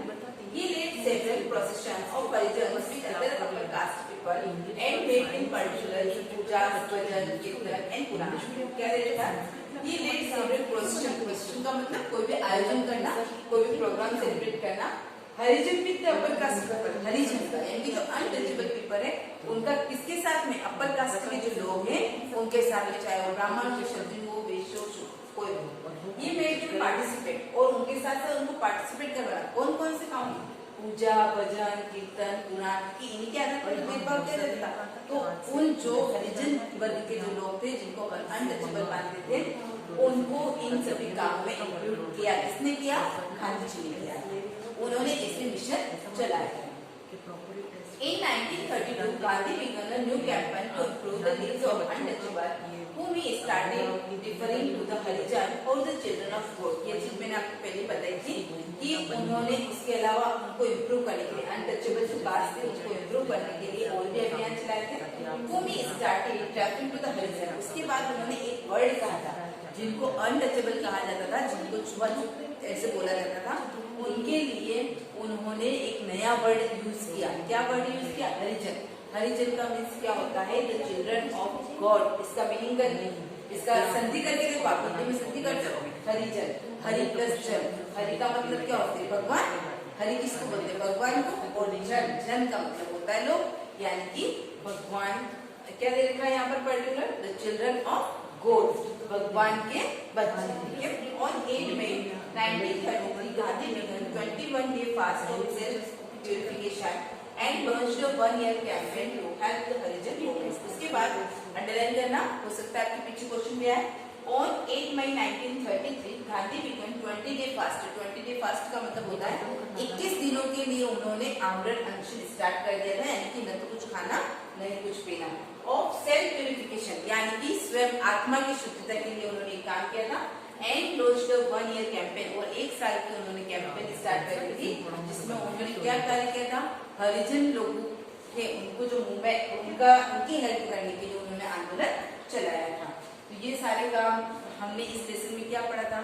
महिलाओं से रिलेटेड और कास्ट से रिलेटेड जो रिफॉर्म हुए थे और किन किन लोगों ने किए पर्टिकुलर, उनके बारे में पढ़ा था। बहुत इंपॉर्टेंट चैप्टर है, क्योंकि बहुत सारे क्वेश्चन एग्जाम में भी इसमें आ सकते हैं। स्पेशली हमने जो आगे पढ़ा था दयानंद सरस्वती के बारे में, बाल गंगाधर तिलक के बारे में, जो भी आपके राजा राम मोहन राय जो भी एसोसिएशन इसमें बना रखी थी, अभी गांधी जी के बारे में पढ़ा, ज्योतिबा फुले के बारे में पढ़ा। ये सारे जो पॉइंट दे रखे हैं बहुत इंपॉर्टेंट है, और मैंने जैसे आपको नोट्स बनाने के लिए कहा था, वैसे ही आप शॉर्ट में नोट्स बना के उसके आंसर वैसे ही लिखना। अगर पीछे क्वेश्चन भी दे रखे हैं उसमें आप उतने आंसर लिखोगे तो उसमें कोई प्रॉब्लम नहीं। अपने जो मेन उसमें क्या मिशन आ रहा है, कौन सी संस्था कब बनी है, किसने स्टार्ट किया, उसके पीछे क्या एम है, यही आपको उसके अंदर लिखना है। अदर जो डिटेल्स दे रखी है उसको आपको मेंशन नहीं करना है। यहाँ पर अपना ये लेसन फिनिश हो जाता है। इसके क्वेश्चन आंसर आप नोटबुक में कर लेना। नेक्स्ट क्लास में नए लेसन के साथ। Thank you.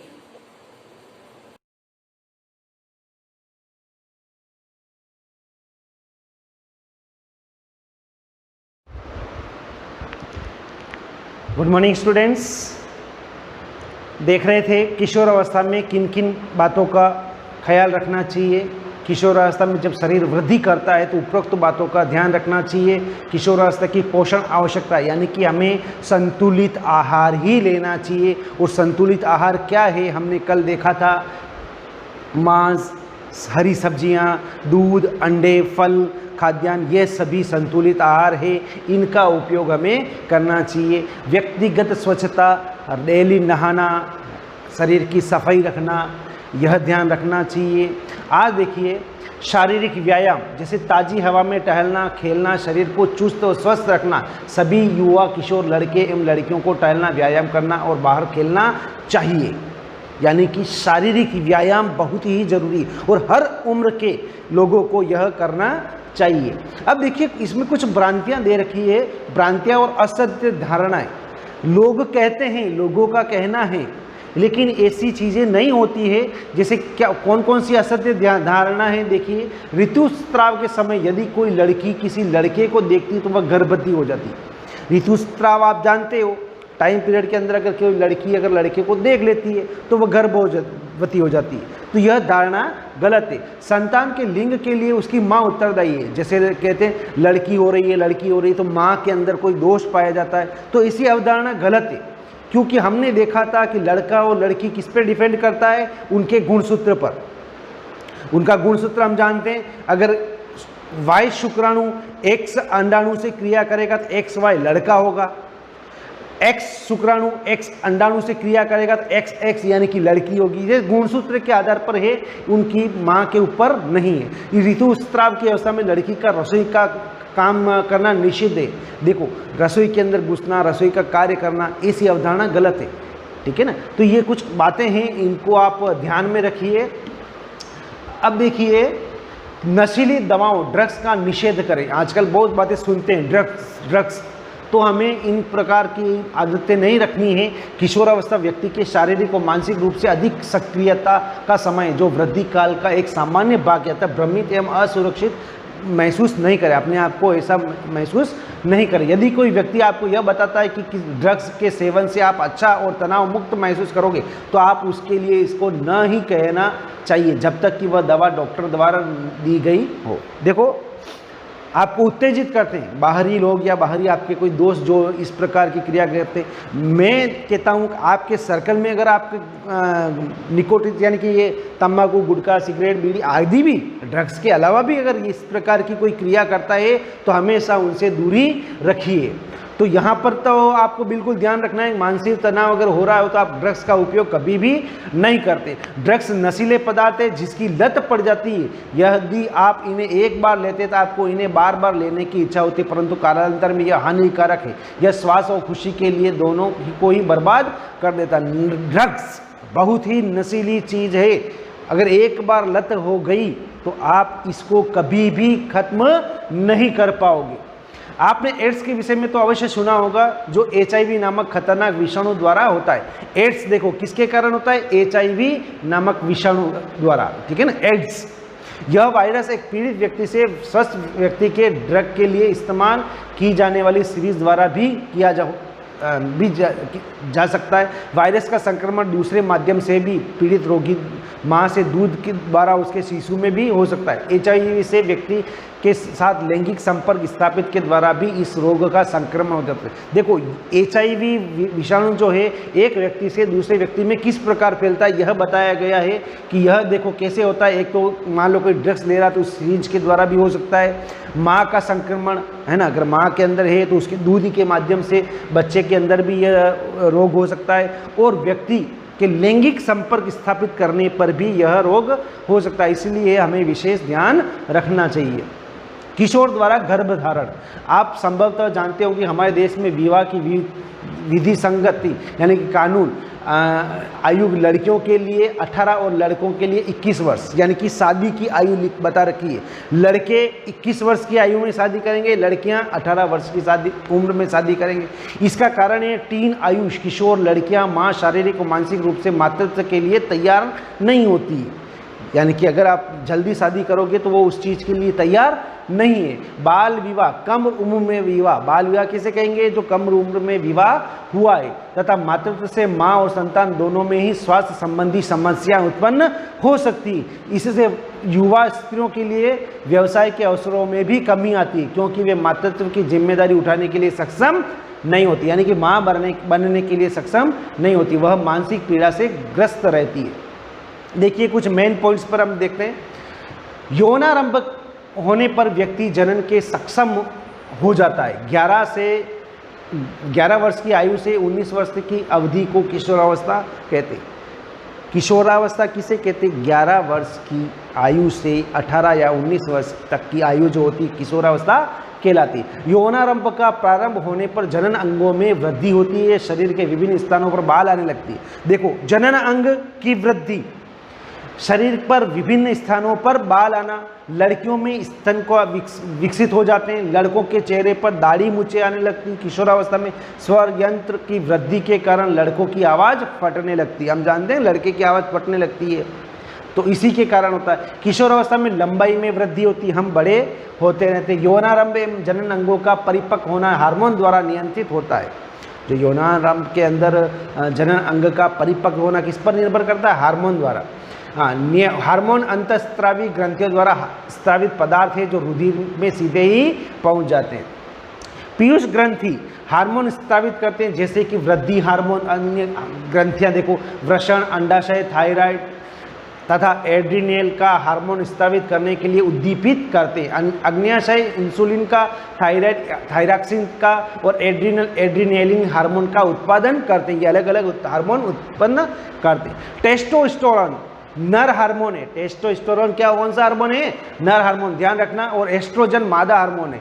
गर्भाशय की दीवार निषेचित अंडाणु को ग्रहण के लिए अपने आप को तैयार करती है और निषेचन न होने की स्थिति में गर्भाशय की दीवार की आंतरिक सतह पर विस्तारित होकर शरीर के बाहर रक्त के साथ प्रवाहित हो जाती है। इसे ऋतुस्राव या रजोधर्म यानी कि जिसको हम टाइम पीरियड कहते हैं। अजन्मे शिशु का लिंग निर्धारण इस बात पर निर्भर करता है कि युग्मनज XX गुणसूत्र है अथवा XY गुणसूत्र, ये गुणसूत्र के आधार पर ही होते हैं। किशोरावस्था में संतुलित आहार करना और व्यक्तिगत स्वच्छता का पालन करना महत्वपूर्ण है। इस प्रकार देखिए हमने इस लेसन को खत्म कर दिया है। आप एक बार इस लेसन की रीडिंग करके इसके जो क्वेश्चन आंसर है अपनी नोटबुक के अंदर नोट कर रहे हैं।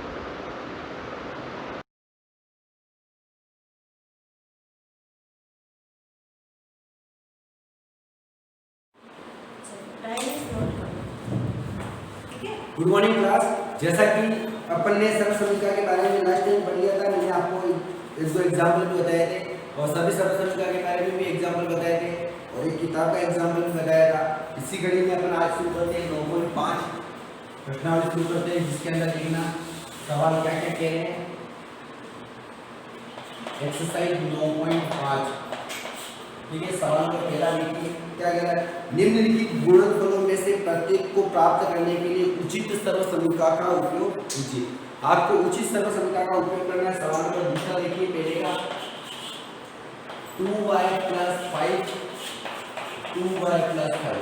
देखो इसके अंदर आपको किताब में लिखा हुआ है सर्व समीकरण का उपयोग करना है। अगर यहाँ सर्व समीकरण का उपयोग नहीं दिया होता तो अपन इस सवाल को अपन डायरेक्ट कर सकते थे कि 2y का गुणा 2y से करो, 2y का गुणा 5 से करो, 5 का गुणा 2y से करो, 5 का गुणा 5 से करो, ऐसे भी अपन डायरेक्ट कर सकते हैं। परंतु यहाँ पे सवाल में देने का एक सर्व समीकरण का उपयोग करना है, यानी आपको सर्व समीकरण लगानी है। तो सबसे पहले इसके अंदर मैं सर्व समीकरण लगा रहा हूँ, ध्यान से देखना। सबसे पहले आपको क्या करना है, यहाँ पे देखो a + b दोनों कोष्ठक सेम लिखेंगे, दोनों के ऊपर क्या है घात 1 है, तो आपको इसको क्या करना है, सर्व समीकरण के फॉर्म में बनाना है। तो इसको अपन बना सकते हैं 2y +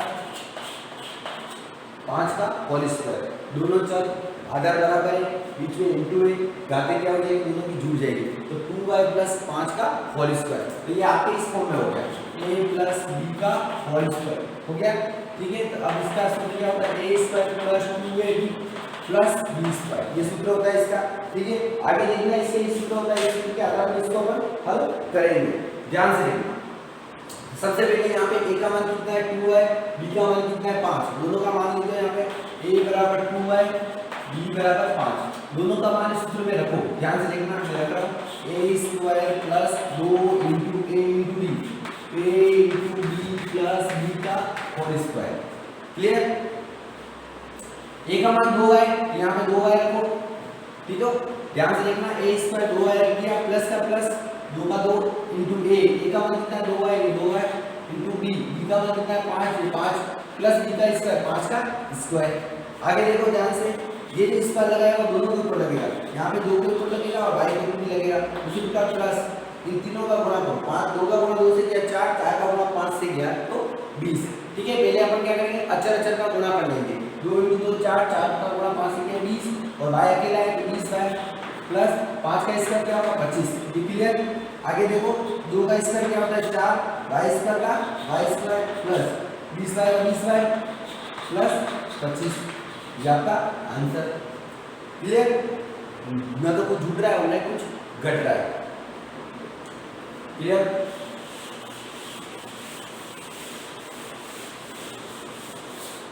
आगे देखा इसी कंडीशन में सवाल नंबर दूसरा हो गया। सवाल नंबर देखो, चौथा देखो, तीसरा आप कर लोगे आराम से, चौथा देख लीजिए। चौथा थोड़ा डिफिकल्ट है, बिल्कुल है तो सिंपल और थोड़ा सा डिफिकल्ट है, ठीक है। इसमें सिंपल चेंज लग रहा है, दूसरा लग रहा है, इसलिए मैं बता रहा हूँ, ठीक है। तीसरा और चौथा सेम है, जैसे पहला दूसरा सेम था ऐसे तीसरा और चौथा। इसके अंदर देखना यहाँ पे a - b इसको अपन इस तरह से लिख सकते हैं 3a - 1/2 का होल स्क्वायर, ठीक है। 3a - 1/2 का होल स्क्वायर, क्योंकि दोनों आधार के समान है, दोनों की घातें क्या हो जाएगी, जुड़ जाएगी, क्योंकि बीच में यहाँ पे क्या इनटू है, ठीक है। 3a - 1/2 का होल स्क्वायर। अब आगे ध्यान रखना, इसको अपन किस फॉर्म में लिख सकते हैं, a - b का होल स्क्वायर, a - b का होल स्क्वायर है, ये रहा a, ये रहा b और ये होल स्क्वायर तो होल स्क्वायर। यहाँ पे अपना सूत्र क्या होता है, a² - 2ab प्लस b², ठीक है। यहाँ पे a का मान कितना, ध्यान से देखना, a का मान यहाँ पे 3 है, a² - 2 × a × b plus b का होल स्क्वायर, ठीक है। a² कितना है यहाँ पे अपना, a का मान कितना है यहाँ पे 3 है, यहाँ पे मैं a का मान 3 रख रहा हूँ, ठीक है। यहाँ पे रख दो आप, यहाँ लिखो साइड में, ध्यान रहेगा a = 3 है और b = 1/2, ठीक है। दोनों के मान इसके अंदर रख रहा हूँ, ठीक है ना। a का मान कितना है 3 है, माइनस का माइनस 2 का 2 इंटू का इंटू a का मान कितना 3 है, ये इंटू b का मान कितना 1/2 प्लस b का होल स्क्वायर 1/2 का होल स्क्वायर। ध्यान से देखना, ये स्क्वायर जो है वो दोनों के ऊपर आएगा, 3 के ऊपर भी आएगा और a के ऊपर भी आएगा। अब इसको हल करो, अब इसके अंदर देखो, ये 2 ऊपर है, 3 है ऊपर है, 1 ऊपर है, 2 नीचे, ये 2 ऊपर है, 2 ऊपर वाले 2 से नीचे वाले 2 लग गए। अब क्या बचा, माइनस 2 से 2 कट के क्या रहा 3 है, 3 का गुणा 1 से करेंगे तो 3 है और प्लस का प्लस ये दोनों 1/2 का स्क्वायर 1 का स्क्वायर और 2 का इसका दोनों क्या आएगा। उसी प्रकार देखो 3 का स्क्वायर क्या होता है 9, 1 का square a square minus 3a plus 1 का स्क्वायर 1, 2 का स्क्वायर 4। इसको अपन हल नहीं कर सकते, ये आपका क्या रहेगा आंसर। ठीक है, इसी प्रकार आगे देखिए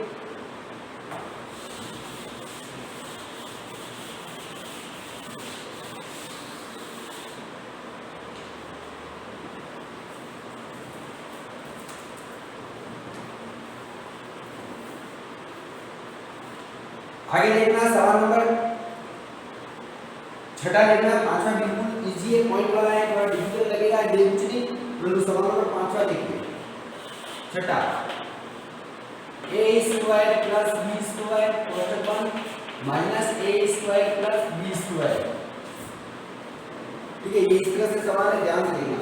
अब आपको यहाँ पे क्या करना है, ये a स्क्वायर प्लस का ये a स्क्वायर क्या है माइनस का, ये b स्क्वायर प्लस का ये b स्क्वायर क्या है माइनस का। क्या इसको मैं इस तरह से लिख सकता हूँ b square plus a square b square minus a square लिख सकता हूँ, बिल्कुल लिख सकता हूँ। इसको आगे पीछे करके अगर इसको भी आगे पीछे कर लो, यहाँ पे अपने क्या हो गया ये सूत्र में बन गया। देखो अपन एक सरल समीकरण क्या कि a plus b a minus b। देखो यहाँ पे a का मान b स्क्वायर है, b का मान a स्क्वायर, a का मान b स्क्वायर है, b का मान a स्क्वायर, दोनों a और b के मान दोनों में सेम है।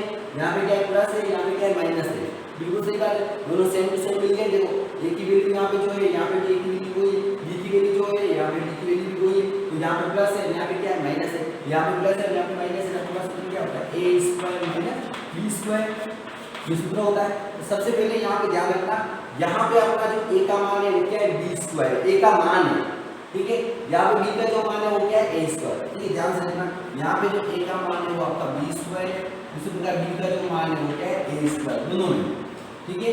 अब a का मान जो b स्क्वायर है और b का मान जो a स्क्वायर है वो इसके अंदर रखना है सूत्र में, ठीक है। ये सूत्र अपना है a कोष्टक बंद b स्क्वायर, a का स्क्वायर माइनस b का स्क्वायर, ठीक है। आपको a की जगह b स्क्वायर रखना है, ये a अंदर है, ये स्क्वायर सूत्र का, ये भी स्क्वायर सूत्र का।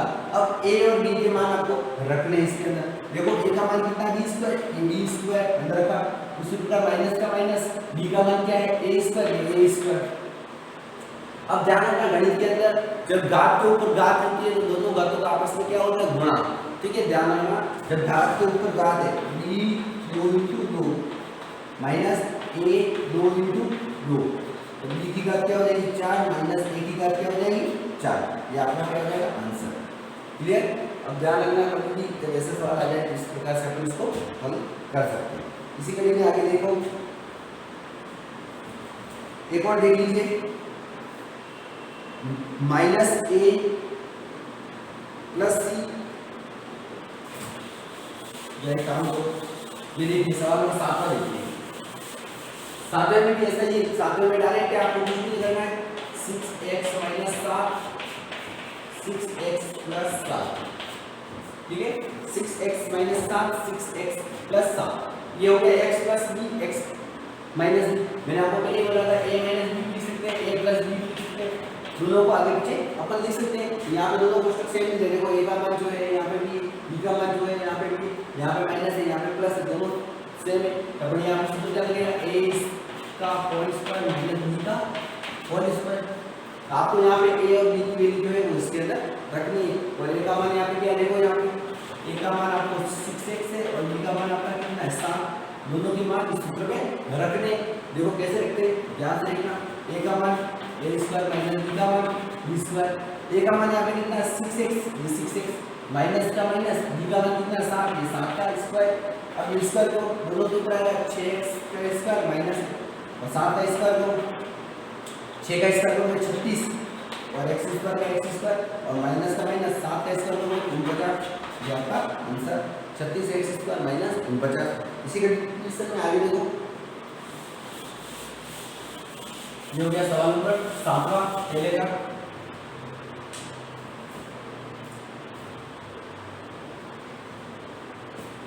लास्ट देख लीजिए एक और 9 सवाल पहले का, ठीक है। 8वां आपको करना है, 9वां भी आपको ही करना है, बिल्कुल सेम है, कुछ भी नहीं करना है, ठीक है। 9वां सॉरी 10वां आपको करना है, 9वां मैं बता रहा हूँ। 9वां सवाल क्या देखना, x बटा 2 प्लस 3y बटा 4 दिख रहा है, यही है। इसी प्रकार यहाँ लिखेंगे x बटा 2 प्लस 3y बटा 4, x बटा 2 प्लस 3y बटा 4।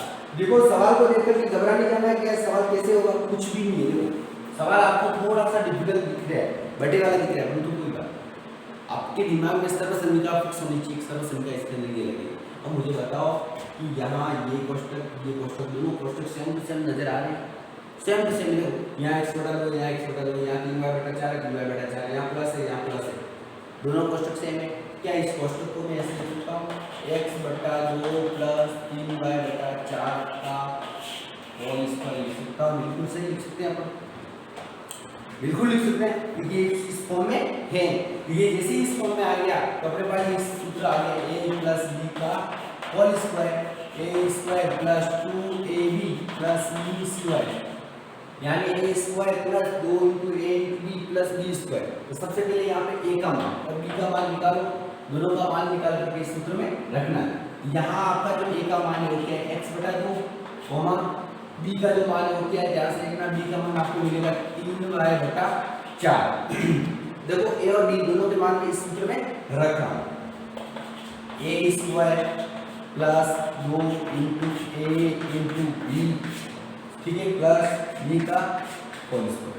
क्लियर, a का मान कितना, ध्यान से देखो, x बटा 2 प्लस का प्लस 2 का 2 इंटू a का मान कितना, वापस x बटा 2 इंटू b का मान कितना है, 3y बटा 4 प्लस का प्लस, और b का मान कितना है, 3y बटा 4 का होल स्क्वायर। क्लियर, आगे देखो, ये जो स्क्वायर है वो दोनों के ऊपर लगेगा, ध्यान से देखना, ये स्क्वायर x के ऊपर भी लगेगा, ये स्क्वायर 2 के ऊपर भी लगेगा प्लस। अब यहाँ से जो कट रहा है उसको काट दो, ये 2 ऊपर है 2 नीचे, ये 2 से 2 कट गए।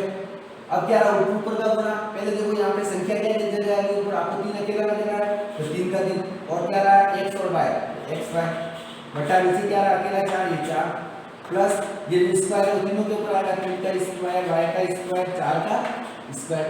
आगे देखो x का स्क्वायर करोगे x स्क्वायर, 2 का स्क्वायर करोगे तो 4 प्लस 3x बटा 4। आगे देखो 3 का स्क्वायर करोगे 9, y का स्क्वायर, 4 का स्क्वायर 16। ठीक है, अब देखो ये कुछ छूट नहीं रहा है, कुछ भी घट नहीं रहा है, तो फाइनली अपना ये क्या हो जाएगा, आंसर हो जाएगा। ठीक है, आप जाओ इसका लसन लेकर के इसको अपन आगे हल कर सकते हो, तो आपको आगे हल नहीं करना है, ये आपका फाइनली आंसर हो जाएगा। ठीक है, अब जो भी इसकी बाकी है एक सवाल में बता दिया, आगे वाला जो सवाल बाकी है तो वो नेक्स्ट क्लास में देखेंगे, और जो भी सवाल बाकी रखे हैं पहले सवाल में और जो आपके लिए रखे हैं वो आपको अपने घर पे प्रैक्टिस करनी है और हल करनी है। नहीं समझ में आए तो व्हाट्सएप पे भेज देना, सर मेरे को सवाल समझ में नहीं आ रहा है, सर वापस बताइए, निश्चित रूप से आपकी समस्या का हल किया जाएगा। Thank you.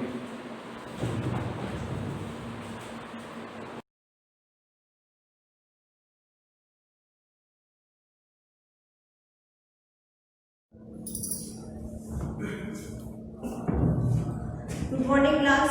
अब अपन अपना थर्ड किताब लेते हैं, अपनी तीसरी भाग 3 यानी कि राजनीतिक जीवन के बारे में।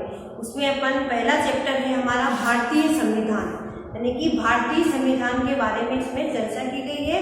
अब देखिए सबसे पहले अपने आता है कि भाई संविधान क्या है।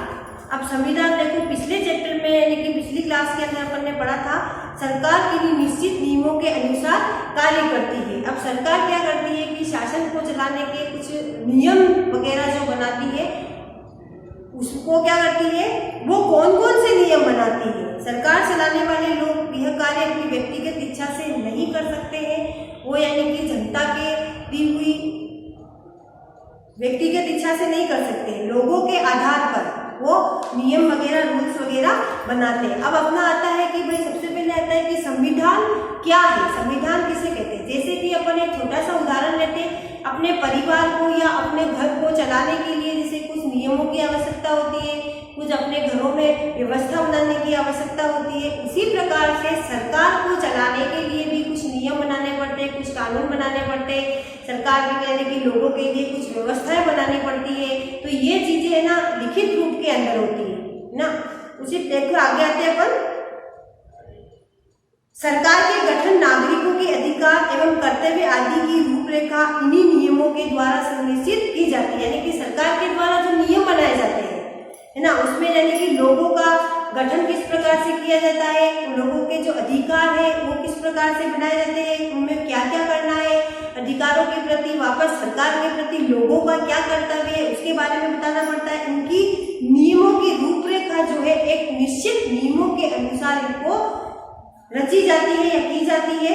जैसे कि सरकार के बारे में हमने पिछली कक्षा में पढ़ा था कि भाई सरकार नागरिकों के लिए कानून बनाने, उन्हें लागू करने और उनकी रक्षा करने जैसे महत्वपूर्ण कार्य करती है। नागरिकों के लिए नियम बनाती है, कानून बनाती है और वापस उनकी जो नागरिकों की रक्षा जो करनी होती है, उनके जैसे महत्वपूर्ण कार्य सरकार करती है। उसी प्रकार से देखिए, शासन करने के लिए भी कुछ निश्चित नियमों की एवं कानूनों की आवश्यकता होती है। यदि ये नियम और कानून हो तो नहीं हो तो पूरे देश में व्यवस्थाएं क्या हो जाएगी, बिगड़ जाएगी। सही है, अगर सरकार के द्वारा जैसे कि नियम नहीं बने हुए, कानून नहीं बने हुए तो पूरे देश में क्या हो जाएगी, अराजकता फैल जाएगी, यानी कि अव्यवस्था फैल जाएगी, सारी जो चीजें बिगड़ जाएगी। अतः ऐसी स्थिति से बचने के लिए कानूनों के द्वारा सरकार को उत्तरदायी बनाया जाता है। इन नियमों, कानूनों के द्वारा सरकार और जनता के बीच संबंध तथा जनता में आपसी संबंध तय किए जाते हैं। यानी कि जनता एवं सरकार के बीच में नियम एवं कानून के संबंध जो स्थापित किए जाते हैं। देखो, एक भाषा में कह सकते हैं जैसे कि किसी राज्य में शासन व्यक्ति उनके आपसी संबंधों को निर्देशित करने वाले सभी नियमों एवं कानूनों का जो संग्रह होता है उसको अपन संविधान कह सकते हैं। यानी कि सरकार चलाने के लिए व्यवस्थित नियम, कानून एवं व्यवस्था को बनाने का जो लिखित रूप के में अपने को जो मिलता है वो क्या कहलाता है, संविधान कहलाता है। जैसे कि अपन एक प्रकार से एक उदाहरण देखते हैं कि जैसे वंशानुगत उदाहरण, जैसे कि किसी संविधान के अंदर ऐसा लिखा हुआ है कि भाई उस राजा महाराजाओं का है, जैसे वहाँ का राजा है ना, महाराजा है, जो भी है वो है, उसके पश्चात क्या होगा, उस राजा के मरने के पश्चात क्या है कि उसका जो पुत्र होगा वो ही वापस राजा बनेगा।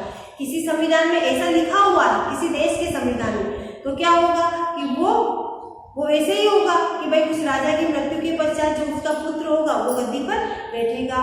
अगर किसी देश के संविधान के अंदर ऐसे लिखा हुआ है कि भाई जैसे कि सरकार जो है वापस राजा जो बदलेगी वो जनता की इच्छा अनुसार बदलेगी, यानी कि फिर से चुनाव होंगे, इलेक्शन वगैरह होंगे, उसके बाद में लोगों के द्वारा मत दिए जाएंगे, फिर योग्य व्यक्ति को सरकार के लिए चुना जाता है कि उसके कौन से पद पर किसको बिठाना है ना। ये चीज ये उसमें आती है। एक तो इस प्रकार से होता है, ये सारी चीजें क्या उसके संविधान के अंदर लिखी हुई होती है। अगर किसी देश के संविधान में जैसे है कि औरतें गाड़ी नहीं चलाएगी, औरतें गाड़ी नहीं चलाएगी तो उसको पालन का नियमों का पालन करना पड़ेगा। अगर किसी संविधान के देश के संविधान में ऐसा नियम हो कि औरतें गाड़ी चलाएगी, उनको स्वतंत्र रूप से स्वतंत्रता दी गई है, वो ऊंची ऊंची नौकरियां भी कर सकती है, तो क्या है कि वो फिर उसी हिसाब से चलेंगे, वो उनके कानूनों नियमों के हिसाब से चलेंगे। यानी कि जो चीजें लिखित रूप में होती है, देश के लोगों के लिए जो नियम बनाए जाते हैं, कानून बनाई जाती है, इसमें जो व्यवस्थाएं की जाती है, वो सभी उनका जो लिखित रूप में जो संग्रह होता है, लेखा जोखा जो होता है, वो कहलाता है संविधान कहलाता है। अब देखिए, संविधान प्राय दो प्रकार के हो सकते हैं, लिखित संविधान भी होता है और मौखिक संविधान भी होता है। हमारा भारतीय संविधान जो क्या है, लिखित संविधान है। इसमें देखिए, जिस संविधान के प्रावधान जो होते हैं वो लिखित रूप में होते हैं, यानी कि लिखे हुए प्रमाण है, उसके दस्तावेज है, वो कहलाता है लिखित संविधान कहलाता है। और जिस संविधान के प्रावधान लिखे नहीं जाते हैं बल्कि परंपराओं के आधार पर रहते हैं, उन्हें अलिखित संविधान कहा जाता है। ठीक है, जैसे ब्रिटेन का संविधान जो है वो अलिखित संविधान के रूप में माना जाता है। अब देखिए, भारत के संविधान का जो निर्माण जो हुआ था उसको अपन छोटी सी चर्चा कर लेते हैं, थोड़ा सा देख लेते हैं।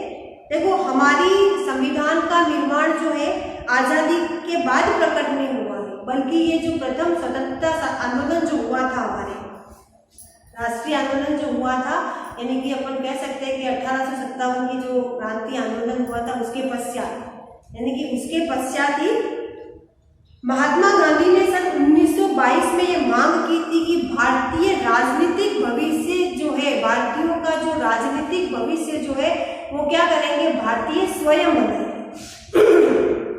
यानी कि इसको किसी और देश के नहीं बनाएंगे, भले हम किसी और देश की सत्ता जो है वो नहीं बनाएंगे। पहले हम क्या थे, अंग्रेजों के दास्ता में थे, उनके गुलाम थे, यानी कि हमारे देश पर उनकी शासन था, तो वो जो बनाते थे वो चलता था। परंतु बाद में जब आंदोलन शुरू हुए तब सन 1922 में ये मांग रख ली थी कि हमारा देश का जो रूल्स है, नियम है, कानून है वो बनाए जाएंगे। वो क्या है, हम भारतीय स्वयं बनाएंगे, यानी कि किसी और को हम हमारे देश का भाग्य नहीं लिखने देंगे। स्वतंत्रता आंदोलन के समय भारत के लोगों की इस मांग ने जोर पकड़ा कि वे बाहरी हस्तक्षेप के बिना ही अपना संविधान बनाएंगे, यानी कि दूसरे देश के लोग इसमें हस्तक्षेप नहीं करेंगे, दखल नहीं करेंगे। हमारा जो संविधान है उसको हम स्वयं बनाएंगे और यह संविधान ऐसी संविधान द्वारा बनाया जाए जो वयस्क मताधिकार के आधार पर निर्वाचित हो। वयस्क मताधिकार का मतलब है कि जिसने 18 वर्ष पूर्ण कर, यानी कि व्यक्ति बालिग हो चुका है, उसको समझ पड़ती है ना, वो व्यक्ति क्या करेगा, अपना नेता चुनेगा और किसको सरकार के कौन से पद पर बिठाना है वो हमारे भारतीय स्वयं करेंगे। अंततः ब्रिटिश सरकार के द्वारा भारतीय जनता को संविधान सभा की मांग को स्वीकार कर लिया था। उन्होंने क्या करा, यानी कि इन लोगों की मांग को क्या किया गया, स्वीकार कर लिया गया था। और ब्रिटिश मंत्रिमंडल का एक दल जिसे कैबिनेट मिशन कहा गया, कैबिनेट यानी कि ब्रिटिश मंत्रियों का दल, अंग्रेजों का दल जो था वो क्या है, भारत आया और कैबिनेट मिशन का इसको नाम दिया गया। इन्होंने अपनी रिपोर्ट में देश के संविधान सभा के गठन की सिफारिश की। जुलाई सन 1946 में ब्रिटिश भारत में संविधान सभा के लगभग 296 जन प्रतिनिधियों के लिए चुनाव हुए तथा 93 सदस्य देशी रियासतों के प्रतिनिधि के रूप में वहाँ के शासकों द्वारा मनोनीत किए गए थे और राजस्थान से भी संविधान सभा में लगभग 14 सदस्यों को मनोनीत करके भेजे गया था। ठीक है, ये चीज याद रखनी अपने को कि भाई सन 1922 में गांधी जी ने और अन्य आंदोलनकारी जो थे उन्होंने क्या करा, मांग की थी। उसके बस की क्या मांग की थी कि भाई हमारे भारत का जो संविधान है वो स्वयं भारतीय बनाएंगे, एक वयस्क मताधिकार के आधार पर निर्वाचित किए जाएंगे। उसके पश्चात ब्रिटिश सरकार ने जो इस मांग को क्या कर लिया, स्वीकार कर लिया। इसके पश्चात ब्रिटिश का जो एक दल है, मंत्रियों का दल है, जिसे कि कैबिनेट मिशन का नाम दिया गया, वो क्या है, भारत आया। भारत आने के पश्चात उन्होंने मंत्रियों के द्वारा बैठकें हुई थी, अपनी बैठकों में उन्होंने पारित किया था इसको। और धीरे धीरे जैसे कि सन 1946 में ब्रिटिश भारत में संविधान सभा के 296 जनप्रतिनिधि आए थे, उसमें से कम 93 का वहाँ पर रियासतों से आए थे और राजस्थान से भी यहाँ पर 14 सदस्यों को मनोनीत किया गया था। अब देखिए आगे आता है अपना 9 दिसंबर सन 1946 को संविधान सभा की प्रथम बैठक हुई थी। उसमें सच्चिदानंद सिन्हा को यानी कि प्रथम अस्थायी अध्यक्ष चुना गया था। उसी प्रकार से देखिए बाद में जो कुछ समय के पश्चात डॉक्टर राजेंद्र प्रसाद को जो है इनका स्थायी अध्यक्ष बना दिया गया था। ठीक है, अब आगे का जो है अपन इसकी पूरी डिटेल जो जानकारी है वो अपन नेक्स्ट वीडियो के अंदर देखेंगे। Thank you.